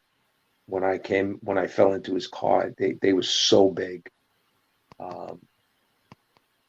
And he looks at me, and he goes, where are you coming from? And I'm like, really? You know, where am I coming from? I said, I'm heading towards City Hall Park. I said, can you tell me if I'm near it? And he goes, well, and this is what he says, don't hold me to it, but the last time I saw it, it was across the street. And I was like, well, thanks a lot. And I go to get out, and he grabs my arm. And he goes, where you going? And I said, I got to go. I got to go to City Hall Park. I got to meet my people over there. And as I get out of his car, he later tracked me down. I can't remember his name. He later tracked me down in the bomb squad just before I retired because he needed somebody to sign an affidavit that he was there because they didn't believe him. And he had to he finally tracked me down, that he needed a witness that he was actually there. And so I fall out of his car, and I'm stumbling up the block. And as I'm coming out of the dust, there's a police van coming towards me. And I'm looking, and it turns somewhat sideways, and I look, and it says Bomb Squad on it. And Kenny Silva and Richie Teamsma were in there. They came from the range, and they came over, and I was looking at them, and they brought some water, and they rinsed out my eyes and my mouth and stuff. And they asked me where everybody was. And I couldn't tell them because I didn't know where everybody was at that point. I knew where I was trying to get to for those guys, and if there was anybody at City Hall Park, they were fine. But the people I was with from emergency and the bomb squad, I didn't know where they were at that point. So I get my eyes and everything rinsed out, and we end up meeting up at City Hall Park, and we have to go back up to the bomb squad office. And Ray Claire drove me over to get my car, which was still parked near police headquarters. It's been there, since this started. So I go over, I get my car, and I drive up to the bomb squad office following Ray Claire. And when I get there, I walk into the garage, and Michael Mixon's there. And he looks at me and he goes, "Dude, I thought you were dead." And I said, "Dude, I thought I was dead too." And he gave me a big hug, and we went into the office. And when I got up there, Patty O'Connor was there, and we were talking about where people were and stuff like that. And I said, I was there. I know pretty much where people were. And he says, "Well, let's go." And me and him went back down to the World Trade Center, and we found an emergency service REP there, and actually the Scott packs was still on it. So we grabbed the Scott packs off it, and we started searching where I thought people would be. You really couldn't tell. You really couldn't tell where you were there when you first got there. You had an idea. The building 11 was still burning. You just you really didn't know who was missing at the time, and stuff. After a little while, I was able to get to a phone. Somebody had a cell phone, and finally able to make a call. I actually got a phone call out from down there, which was tough to do because all the towers had come down. And I borrowed the cell phone and I called my wife, who, thank God, was actually at my daughter's school because she was part of the PTA, and she was helping because they closed the schools early and parents had to go and pick the kids up, and my wife was there helping distribute the kids to their parents and stuff, making sure that the right people came to pick up these kids. And so she was tied up pretty much that whole day. And when I finally got her on the phone, she says, "Hey, how you doing?" I said, "I'm all right." And she says, "Where are you?" And I said, I'm down here." And she goes, "Down where?" I said, "I'm down at the World Trade Center." She goes, "When did you get there?" And I said, "This morning." And she goes, "What?" And I said, "Yeah, I was here this morning when it happened." And the phone was silent for a few seconds. And then she asked me again. She goes, "Are you all right?" And I said, "Yeah, I'm talking to you, ain't I?" And that we ended up, after that, me and Patty searched for a while. And then we ended up heading back up to the bomb squad office. I guess I got out of the bomb squad office at about 1:30 that morning. I had to be back the next day. And I got home. I had never felt so unsafe after getting home after that day. I actually slept with my gun out on the nightstand. Normally it would be put away because I had my daughter at the house, and but I slept that night with my gun out. I did not feel safe after that. I think part of the problem with that whole day and the mental problem with the whole day for cops and firemen and EMS, probably a lot like the military. When things go wrong, and I'm not equating law enforcement with the military, I never do that. I'm just saying when things go wrong, both jobs try to get control of the situation, and they usually do, and that's when stuff starts to subside. The problem with 9/11 is you could never get control of that situation because it just constantly changed. It went from 2 plane crashes to 2 building collapses to constantly having to leave because of the fire, or because another building was possibly coming down, or building 11 was finally going to collapse because it was burning. You just never seemed, as soon as you seemed to get some kind of a foothold and control over it, it changed on you again.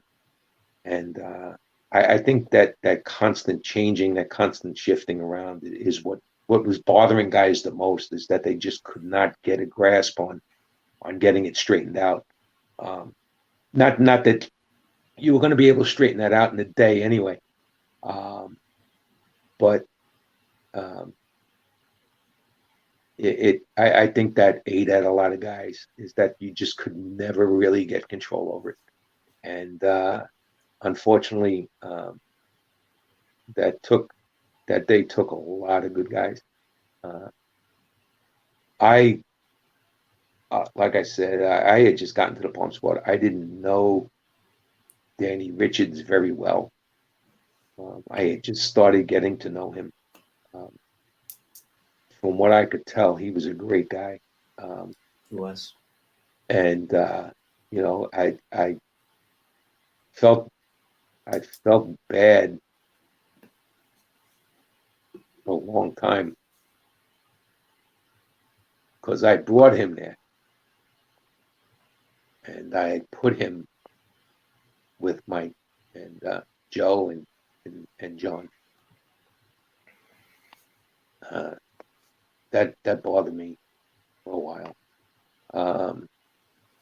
But then I had another problem, which was now I'm in the bomb squad, and I haven't gone through bomb school yet, so I'm not even a bomb tech. And everything I know or knew was down there. I really didn't know anything about the bomb squad at that point. I was too new in it, and it was driving me crazy to sit there while all my friends were down there. Even though that was my job at the time, I was in the bomb squad. That's where I belonged. But it really ate at me to the point where I was leaving the bomb squad. I was going to go back to emergency service. And John Harvey, another fantastic guy, sat me down and talked to me, and he said, "Don't be hasty about this. Just realize it's raw right now and what's going on and stuff." And he calmed me down a little bit about that. But then we had Sergeant Nolan, Bobby Nolan. He was another emergency guy, and I guess he went and talked to the lieutenant, and he came into the kitchen, and he said, he goes, "Joe, come on, take a ride." And I go, "All right." And I got in the car with him, and I go, "Where are we going?" He goes, "Just come on with me." So I got in the car with him, and we went down to the World Trade Center. We went down to where ESU had their headquarters. We knew at this time, this was the next day, we knew exactly who was missing and stuff. So we did. The fire department had no idea yet on how many or who. I don't think they did anyway. There was so many of them missing. I think it was hard to, within a day, to know just how many. The reason, they pump people into a building 5 at a time. Cops dribble in 2 at a time, if they dribble in there. And another thing is, I give the police department a lot of credit for that day. They handled that day fabulously. They, at a certain point, all the units that department has have a function, and that's the function that they did. They didn't try to do other units' function, and the department did a fantastic job of taking control of that. I felt anyway, in that mayhem, because that was mayhem. They did it. They did a great job coordinating everything and shutting it down, and units doing what they needed to do, doing their own job like they needed to. With that, Bobby Nolan, Sergeant Nolan, brings me in to see Inspector Wasson, Ronnie Wasson, who was the SEAL, another great guy. Yep. He was a lieutenant in emergency when I went into emergency. I went into emergency with his brother. His brother, he ended up going into emergency. He was funny. When we went into emergency, I'm sitting there and I'm looking at what they're doing, and he turns around and he says, "Do you have any idea what they're talking about?" And I was like, "Nobody in this class has any idea what they're talking about." He says, "Oh, good, I'm not the only one." But Inspector Wasson was there, and Sergeant Nolan says to him, he says, "Listen," he says,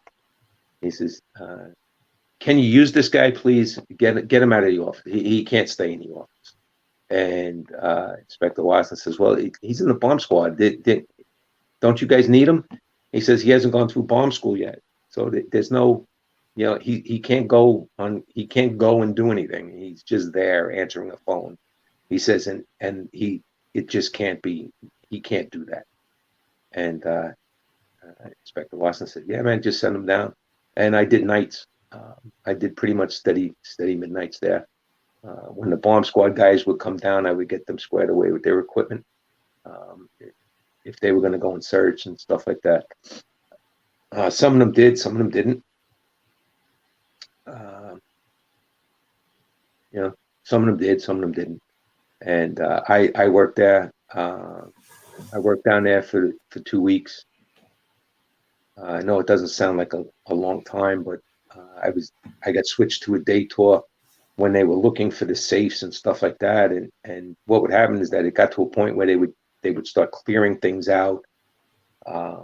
The heavy equipment would pull debris out, and then get to a certain point, and we would sift through it to see if we could find anything. And we were standing on the street corner, and one of the guys says, "This isn't funny. I don't know why." I just like. If you don't laugh, you'll cry. You're fine. One of the guys says, he looks down, and he goes, "What is that?" And I go, and I'm looking at it, and he goes, "That can't be." And it was a rib cage and a spine. So we bagged it up, and we went back onto the pile. And as I was climbing up, I stepped on a piece of steel, and it slid out from under my left foot, and I blew my knee out, and I ended up having to go out for surgery. So I was out of there after that. I'm sure the lieutenant was real happy about that, but I ended up laid up then for months. I didn't get back. I was on light duty up at the range, so we were training my dog, Kenny Silva, and the other dog trainer, a classic guy, Tim Dinan, who's a great friend of mine. Him, and the wives just went on a cruise together. I saw that. I tried to get Timmy on the show, but he declined, which is fine. But yeah, I'll talk to him. He is a fantastic guy. And like I said, Kenny Silver and he were my dog trainer, and we laughed and laughed up there with some of the stuff that dogs do. Dogs are funny. If you've never been involved with canines as a unit like that, they are hilarious to be around. And she was a good buffer for a lot of stuff, working with the bomb squad and everything. And then Jerry Sheehan retired, and I had kicked it around and stuff, and I had talked to my wife about it, about retiring and stuff, and I ended up retiring in '04. I felt my promise to stay was to Jerry Sheehan for picking me up. I felt that at that point it was my time to leave the job, and I called my wife and I told her I told her I was retiring, and I retired that. Well, my last day was November of '03. I retired in February of '04, and we were down in North Carolina in May of '04, and I was back in law enforcement the following year in '05. I was working in a place called Surf City, good department, small township department, 13 cops. It was small, but it was a good place to start. It was just too far away from my house for me to commute. So I ended up going to the Pender County Sheriff's Department, who had a take-home car program. And I'm gonna tell you, law enforcement, even though you deal with the same kind of people wherever you live, wherever you work, you deal with the same kind of people, because law enforcement doesn't get involved with day in, day out people. There's no reason, unless they're having a crisis of some sort. Other than that, you're dealing with the dregs of society. No matter where you work, that's who you're dealing with.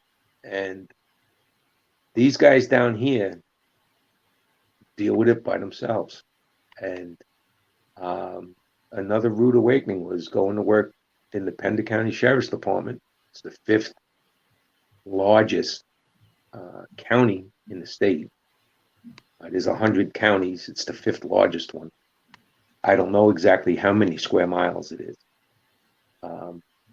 But we would work that with one deputy on the west side of the county, one deputy on the east side of the county, who was me, and a sergeant in the middle. So you were on your own.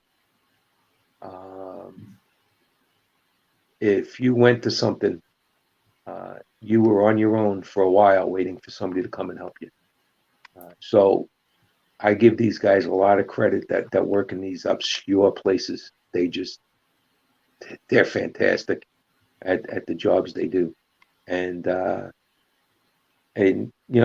ended up, my ESU training kicked in one day down here. I was in a place called White Bridge, and a guy armed with a rifle. I ended up negotiating for 45 minutes with him, me standing at the back of his truck, and him standing in the door of his truck. He wasn't pointing a gun at me or anything like that. He had not fired rounds at cops or anything like that. It was a long, drawn out thing from an overnight. He was he was in the middle of a breakdown, and he had been driving around all night, communicating threats and stuff like that, and ended up showing up at home again, and we ended up in this standoff for 45 minutes out there, and I talked him into giving up, but the ESU thing kicked in, and I was there with this thing by myself for the first little while he was in his front yard with his rifle and I was on his front porch. Not having that backup 30 seconds away was tough. And I was in an area that the radios didn't even work well. I was doing this all over cell phone with the dispatcher. So, when you see these smaller departments and stuff around the country, you got to give them credit. They work a weird way. They really do. And then after I worked there for a while, Wilmington PD had a bomb squad, and that's where I really wanted to go. But it just took me a while to get there, and I finally got there, and I went into their bomb squad. But I was on patrol. They're not like NYPD. Most departments are not like NYPD. I don't think any department's like NYPD. With the things that NYPD does. This is, you're on patrol, or you're in detectives, or you're in vice narcotics. That's your three main. And you're expected to do 30 years there, because they have 30-year retirement here. And I went into the bomb squad, and I was lucky enough to work with a good guy, Lieutenant Perkins, and another guy, Don Oakes. They were the two initial bomb techs in the unit when I got there, but they were lacking in some equipment, and we started pushing to get stuff, new suits. We ended up getting a robot. We ended up getting a bomb truck, and now that bomb squad is, I think there's 6 bomb techs in it, and 2 robots. Bomb truck, they're waiting to get a TCV now. Good friend of mine, Dan Rohrig. He's another Northerner.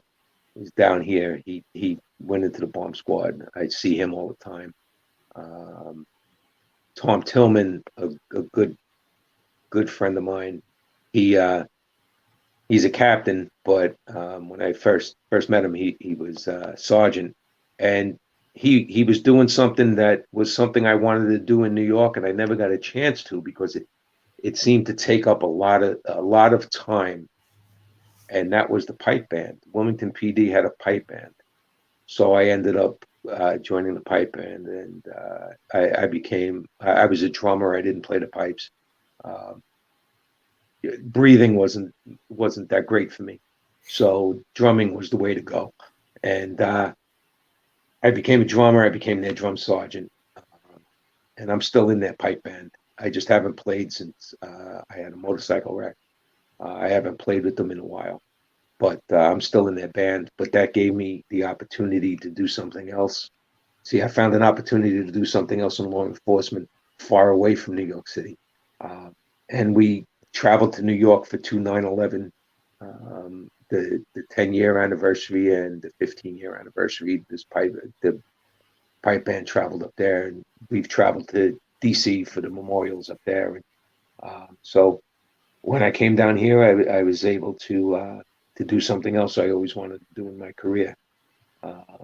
And I worked with spectacular guys down here. I could transplant a lot of the guys from here and put them right in NYPD, and it fit right in. So the mentality of cops that I found throughout the country doesn't really change. Neither do the people that you deal with. Like I said, you deal with the dregs of society. I feel bad for cops today. It was tough for us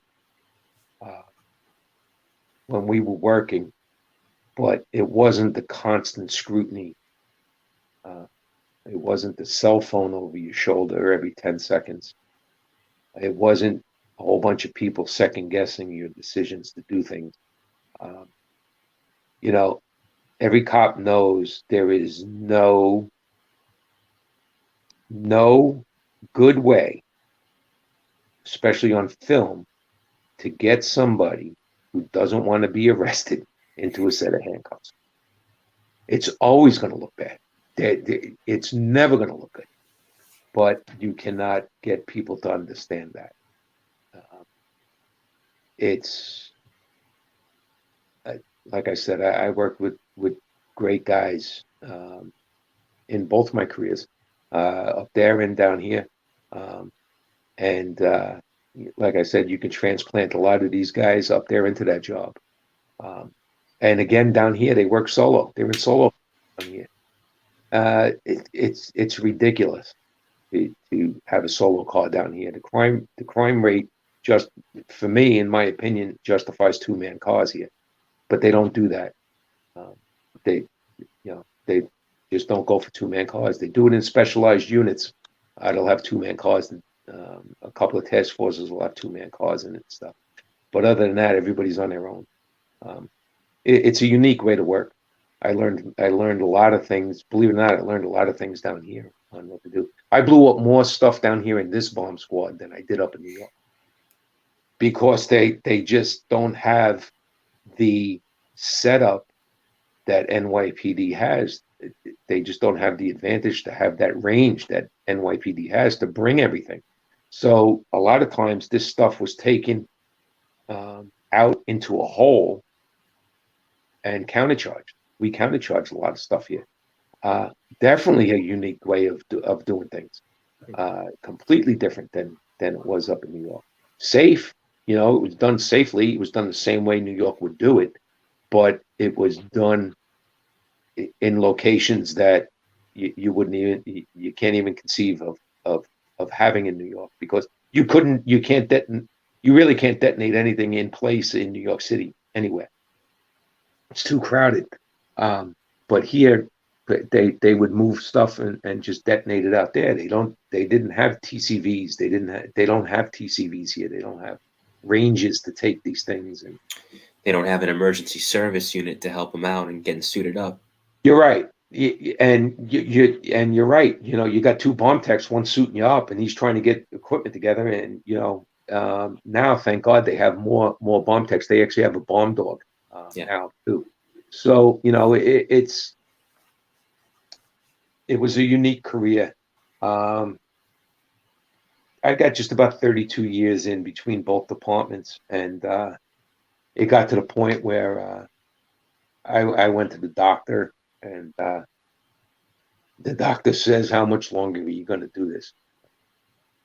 You got some breathing issues. You got some medical issues that are complicating this for you. It's becoming a little more hazardous for me. I'm not going to get into what's going on, but that's fine. He said, "How much longer are you going to do this?" And I said, "I don't know." And it was at the point I said, "Just put it on paper and I'll see where it goes." And he did. And I walked in to HR down here, and I gave the HR woman my paperwork, and she looked at it, and she looked at the doctor's notes. And this was a Tuesday. I hadn't even told the job down here that anything was going on. And she looked at the paperwork, and she says, "Your last day is Friday." And I was like, "What?" And she says, "You're retired as of Friday. You can't work with this." I said, "All right, whatever." So I went in and I told the chief, I said, "I'm retiring." So I retired out of here in 2015. And that's it. And now I work in a gun shop. So 3 days a week to get me out of the house, keep from driving my wife crazy. Well, you need that. You need that outlet. And I think it was a great run for you. Obviously, it's a lot to be proud of. I do want to ask you, because I know obviously those gentlemen that you worked with in emergency service who perished that day, and obviously the short time you worked with Danny. The last thing, if those guys were still around, if they could speak to us now, would be that they'd want to see the guys that they worked with go around the rest of their lives, being sad about what happened. Of course, it's easy to be sad about, but you have to move on and not move on. That's not the right way. But you have to try to live on, I guess, and try to lead a good life in their honor. Do you feel that by sticking it out with the NYPD, and not only that, but by doing all the work you just mentioned down in Carolina, you honored their memories? Yeah, well,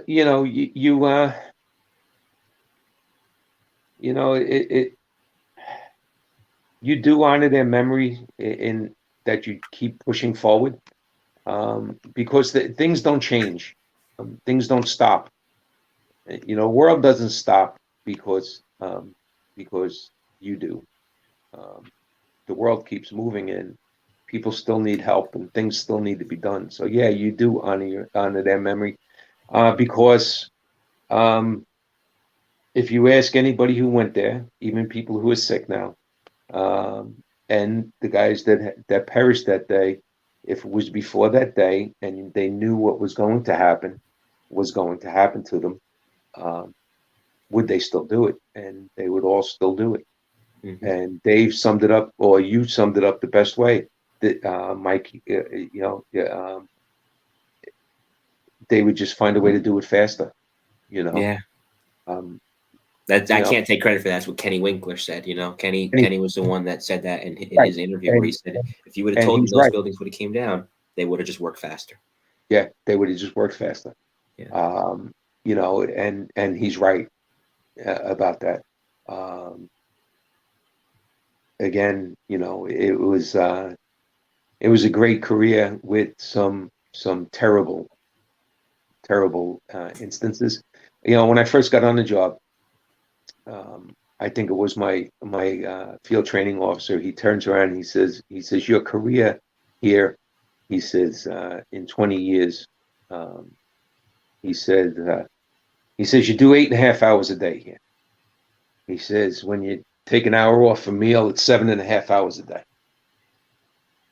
He says, your day is going to average out to 7 hours of sheer boredom and a half hour of sheer fucking terror. Sorry, I cursed again. I'm surprised I held on to it for as long as I did. But he says it's going to be 30 minutes of sheer terror. And he says that's what it'll average out to be in about 20 years. And it's true. And the sheer terror doesn't come from constant shootouts and this. The terror comes from 100-mile-an-hour pursuits and foot pursuits and fist fights and the whole thing, because you get that just about every tour. You get one of those things, and I was like, he was right. Right, there's just about every day there's something happens that gives you some not fear, but some respect for the fact that you can get hurt, badly hurt in that job, no matter where you work. And I had a great career, like I said. I can't. I'm sure in my career there was some, besides what the stuff that I touched on, there was some other bad things, but I can't recall what they were. I only recall the funny and the good things. As you should. But that's what happens when you retire, though. You forget about the bad stuff because you don't talk about anything bad that happened to you. Which boss you didn't like, or which boss broke your shoes, or and just pestered you and stuff like that. You don't remember that, and you don't remember those people. You remember the funny stuff and the good guys and the stories. Oh, we lost Joe. He's back now. Mr. Clowns. You miss the clowns, not the circus. And I've gotten that line a lot. Yeah, and it's true, and it is true. It was a good career, and I'm glad I'm out of it at this point. I don't think I'd survive very well in it right now. Not with the way it's going. Hopefully that changes. Hopefully some people come to their senses and start reverting some things that are going on right now. I'm hoping, but I don't know. I'm just glad I'm not doing it anymore, and I wish everybody that is still doing it a lot of luck. And, just keep the faith. And another great saying is, every day after 20 years, you're playing pension roulette. So keep that in mind. There you go. This has been a heck of a show, my friend, and we got the rapid fire segment to get to in a moment. But look who's here! You got a friend of that wants to say hello. Hey, Joe. How you doing, Joe? Good to see you, buddy. Thanks for tuning in as always. Appreciate your support. So we'll end as we always end on this show, and that is the rapid fire 5 hit and run questions from me, 5 hit and run answers from you. You could say pass if you want. We'll get right into it. I know you're a rock fan, so am I. Favorite album, favorite rock album, if you have to pick one. I can't. You can pick multiple. Top 3. Top 3 albums. All right. Well, actually, my favorite album is the one that got me started in rock and roll, in liking rock music, and it was one that my brother brought home, and me and my wife went to see the band down here in Wilmington, and it was the Closer to Home album by Grand Funk Railroad. That was the first album I remember listening to, and then growing up, I was a Kiss fan and a Zeppelin fan, and I guess Zeppelin's 4 was another biggie, and I like Faceless by Godsmack. There's 3 bands, but I've seen, me and my daughter travel to shows all the time and rock festivals and stuff. So I've seen all the bands that I like. From I'm still a big heavy metal head, and I love Godsmack and Metallica and Five Finger Death Punch and Colón and all those bands. I just find the electricity and the excitement in the crowd is really something to behold. If you don't like the music, then you don't like the music. But yeah, it's really, we had a lot of fun, and it kept me and my daughter very close. So we did a lot of traveling for that. For me, it's funny because to your point, there is a lot of energy in those concerts. But the way I found out about rock, I used to be a huge wrestling fan, so I blame ECW, because a lot of the guys would come out to these songs. Like Rob Van Dam would come out to Pantera, and Sandman would come out to Enter Sandman, right? So that's how I picked up on it. For me, I like punk rock too. I love the Rollins Band. So for me, I forget the name of the album, but it's the album that has Liar and Disconnect on it. It's not Wait. It's another album that I have to see what, I forget the name. It shows what a big fan I am. Yeah, it is Wait. No, that is the album. I got it right. Okay, so Wait, that album, which it came out in '94 by them. I love Sound of White Noise by Anthrax. It's the first album with John Bush as the singer. And I think the third one I'd have to pick, I'm going to mingle them together. I like Load and Reload. There's a lot of good songs on Load and Reload. Like King Nothing is a jam. Yeah. So is Bleeding Me. Yep. Yeah, there's good songs on that album. Most people go to the Black Album as their favorite album. It had a lot of good songs, but they had Metallica, and again, even though he was in the band to begin with, but then left it. Megadeth is another one. Dave Mustaine, yeah. Like seeing Megadeth. Megadeth is great. But Metallica is Load and Reload. They get a bad those albums get a bad rap. But they had some great songs on there. Yeah, you're right. Until It Sleeps, I love that one too. Obviously, A Memory Remains. Fuel is another one. So yeah, a lot of good songs on those 2 albums. Second, and I don't think you could top Dave, but I'll ask it anyway. Funniest call you ever responded to? Okay. All right. You asked. It can't be said. Or if you can clean it up, go ahead. Oh, it'll be clean. Okay. I was working with Anthony Lisi, and we had flown to 9 Truck. So it's 8 Truck. Love that guy. Yeah, and he was new in the unit, and I believe it was Anthony Lisi. I'm sure if he's watching, he'll tune in to tell you if it was or wasn't. And we get called for a disorderly female. And when we pull up, she is also naked in the street. As you do. And we get out of the truck, and now we have to try and corral her. And she becomes quite smitten with Anthony and is chasing him around the car, backing up towards him, like with her hands like on her butt and stuff, chasing him around the car. And he's like, he couldn't get far enough away. And I want to tell you something. It was not a pretty sight. All right. To put it mildly. She was not Jennifer Aniston. Oh no, definitely not. Probably 180 pounds of chewed bubble gum was more like it. And I was laughing. I couldn't stop laughing, just because of the way he was trying to get away from her. And finally, she got aggravated enough that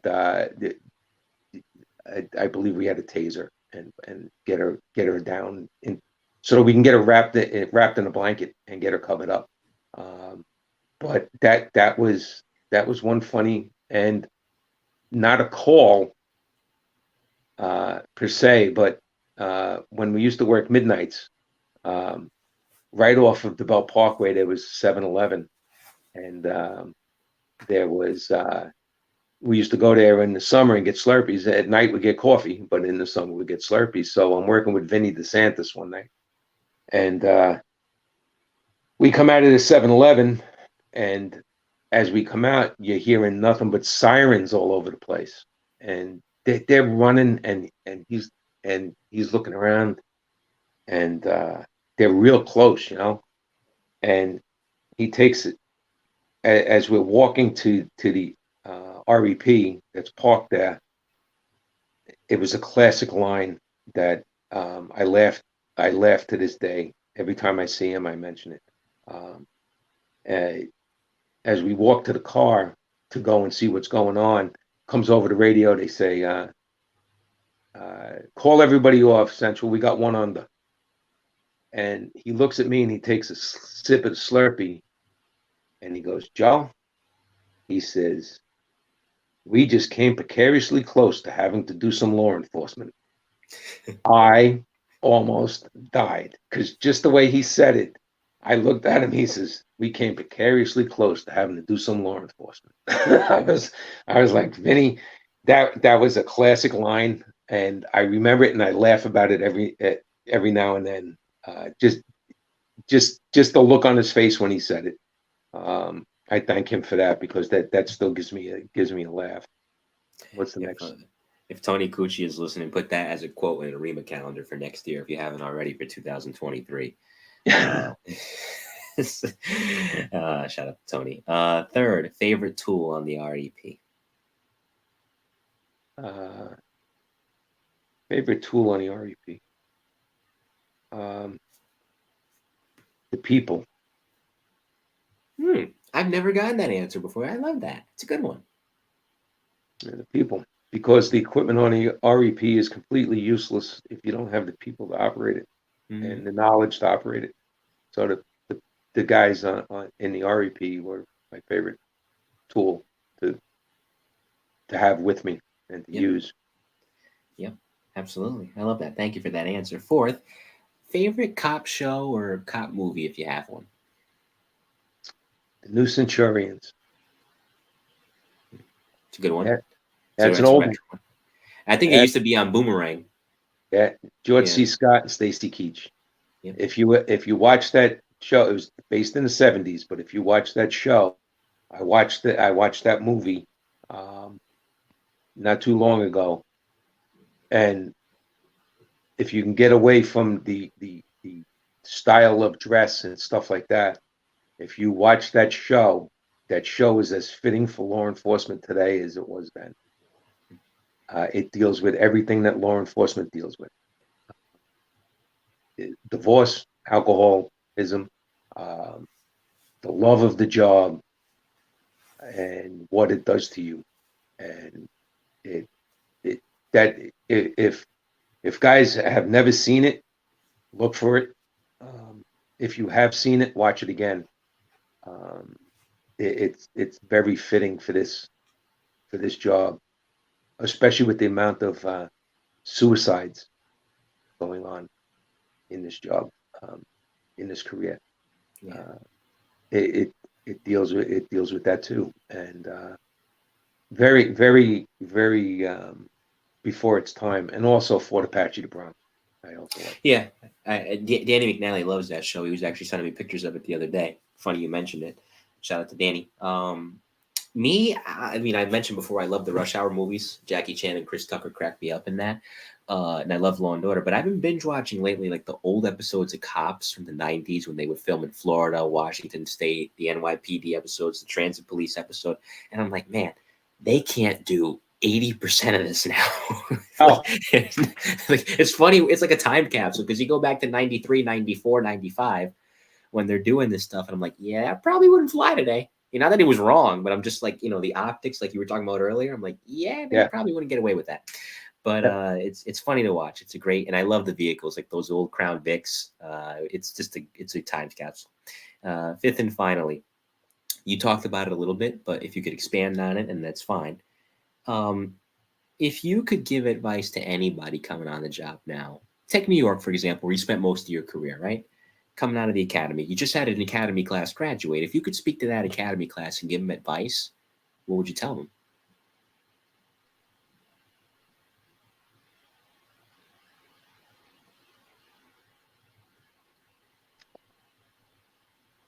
Even in this day and age,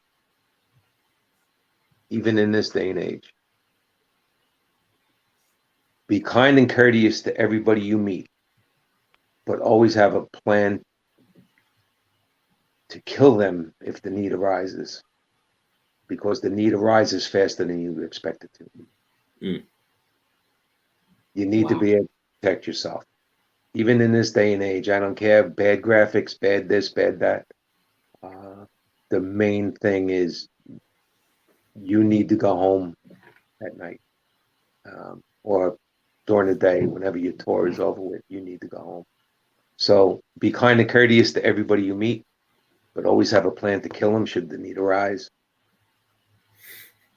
There you go. This has been a 2.5-hour session that I do not regret in any way, shape, or form. It's been a long time coming to get you on the show, pal. But I think it was worth it. I'm glad it worked out like it did. Before we say goodbye off the air, is there any shout outs you want to give to anyone or anything before I say goodbye to the audience as well? Just everybody who's ever listening. I used to work with, including guys down here, because there may be one or two of them on there. I miss working with you guys. I miss hanging out with you guys. I wish I lived closer to get to some of these REMA meetings and stuff. It's just me too. It's tough. I mean, it's tough for me in Connecticut. I can't. I mean, the other day I was supposed to be at the REMA lunch in September, but I couldn't get there. It kills me. I would love to get to these things. I want, every time I go up there to Mount Sinai, I'm there. I'm there, a couple times a year now, and I always try to make plans to go and visit people, but it just never. It's so damn expensive doing the traveling, and the reason I do that is because I was part of the LHI, which is the national, and they just sucked. They That's one way to put it. I mean, I'm not one to hold back about the truth, and they were just bad down here. You couldn't get the same doctor, you couldn't get a diagnosis, you couldn't get this, and then when you did get it, you couldn't find it. I just said, to hell with it, I'm going back, and I went back up to Mount Sinai, and I travel up there to the doctors, and they're the ones who certified me for the issues I'm having. So, it just, but, I always try to plan something to get up there at the time of the Day of Remembrance and the REMA meetings and stuff, and it just never coincides. I would love to see a lot of these guys that I worked with. I miss them. They were a lot of fun, and unfortunately, some of those guys that I have mentioned aren't with us anymore. So, the list is dwindling here, and I really would like to get up and see you guys. I miss you guys, and I mean I've been out almost 20 years now, and I still miss you. So that's what I have to say to anybody who's listening that I used to work with. One day, you and I are both going to find our way, whatever it takes, to a REMA meeting, and I'll get to shake your hand in person, and I'll get to buy you a drink on me. All right. Well, it'll be an easy one for you because I don't drink like I used to. So sounds good. Sounds like a plan. Thanks to everybody that tuned in tonight. Like I said, Joe, stick around. I'll say goodbye off the air. Angie Yang, 13th Precinct Cop, John Latanzio, Joe Maliga, Correctional Officer. Make sure I don't miss anybody here. Joe Guerra, Lieutenant Pete Pranzo, Billy Kennedy, Dawn Marie, Alicia B, Billy Ryan, Steve Zaslavsky. Trying to make sure. Okay. Don't want to miss anybody because I feel bad every time I do that. Jeffrey Pinkett's here as well. He was watching. I mentioned him earlier. Megatooth. Is it Megatooth? Yeah, that's Tom Tillman. Okay. Yeah, Thanks for tuning in. Jay Driscoll and not Joe Maliga. I mentioned Joe. Jay Driscoll and Darren Phillips, rather. Thanks, guys, for tuning in. That was messy, but then again, it's been a long week, so my brains are fried by this point. But thanks, guys. I appreciate it as always. And those of you that have watched the replay or listen to this on the audio version as well. Coming up next on the Mike the New Haven podcast, 2 episodes. Monday, Frank Gasper, retired FBI agent, worked in the New York field office and North Dakota. Talk about that paradox. So that'll be an interesting chat with him. And then a man you worked with on Tuesday for another volume 26 of the E-Men inside the NYPD's Emergency Service Unit. John, you remember him well because he was in Housing Rescue with you, and that's Jerry Kozlowskis, who after his stint with Housing Rescue went out to Ford Truck in the Bronx upon the merger. So it'll be interesting chatting with him. In the meantime, on behalf of Mr. Joe Dolan, this has been Tales from the Boom Room, Volume 31, Profiles of the NYPD's Arson, Explosion, and Bomb Squad. And we will see you next time. Take care, everybody. Have a great weekend.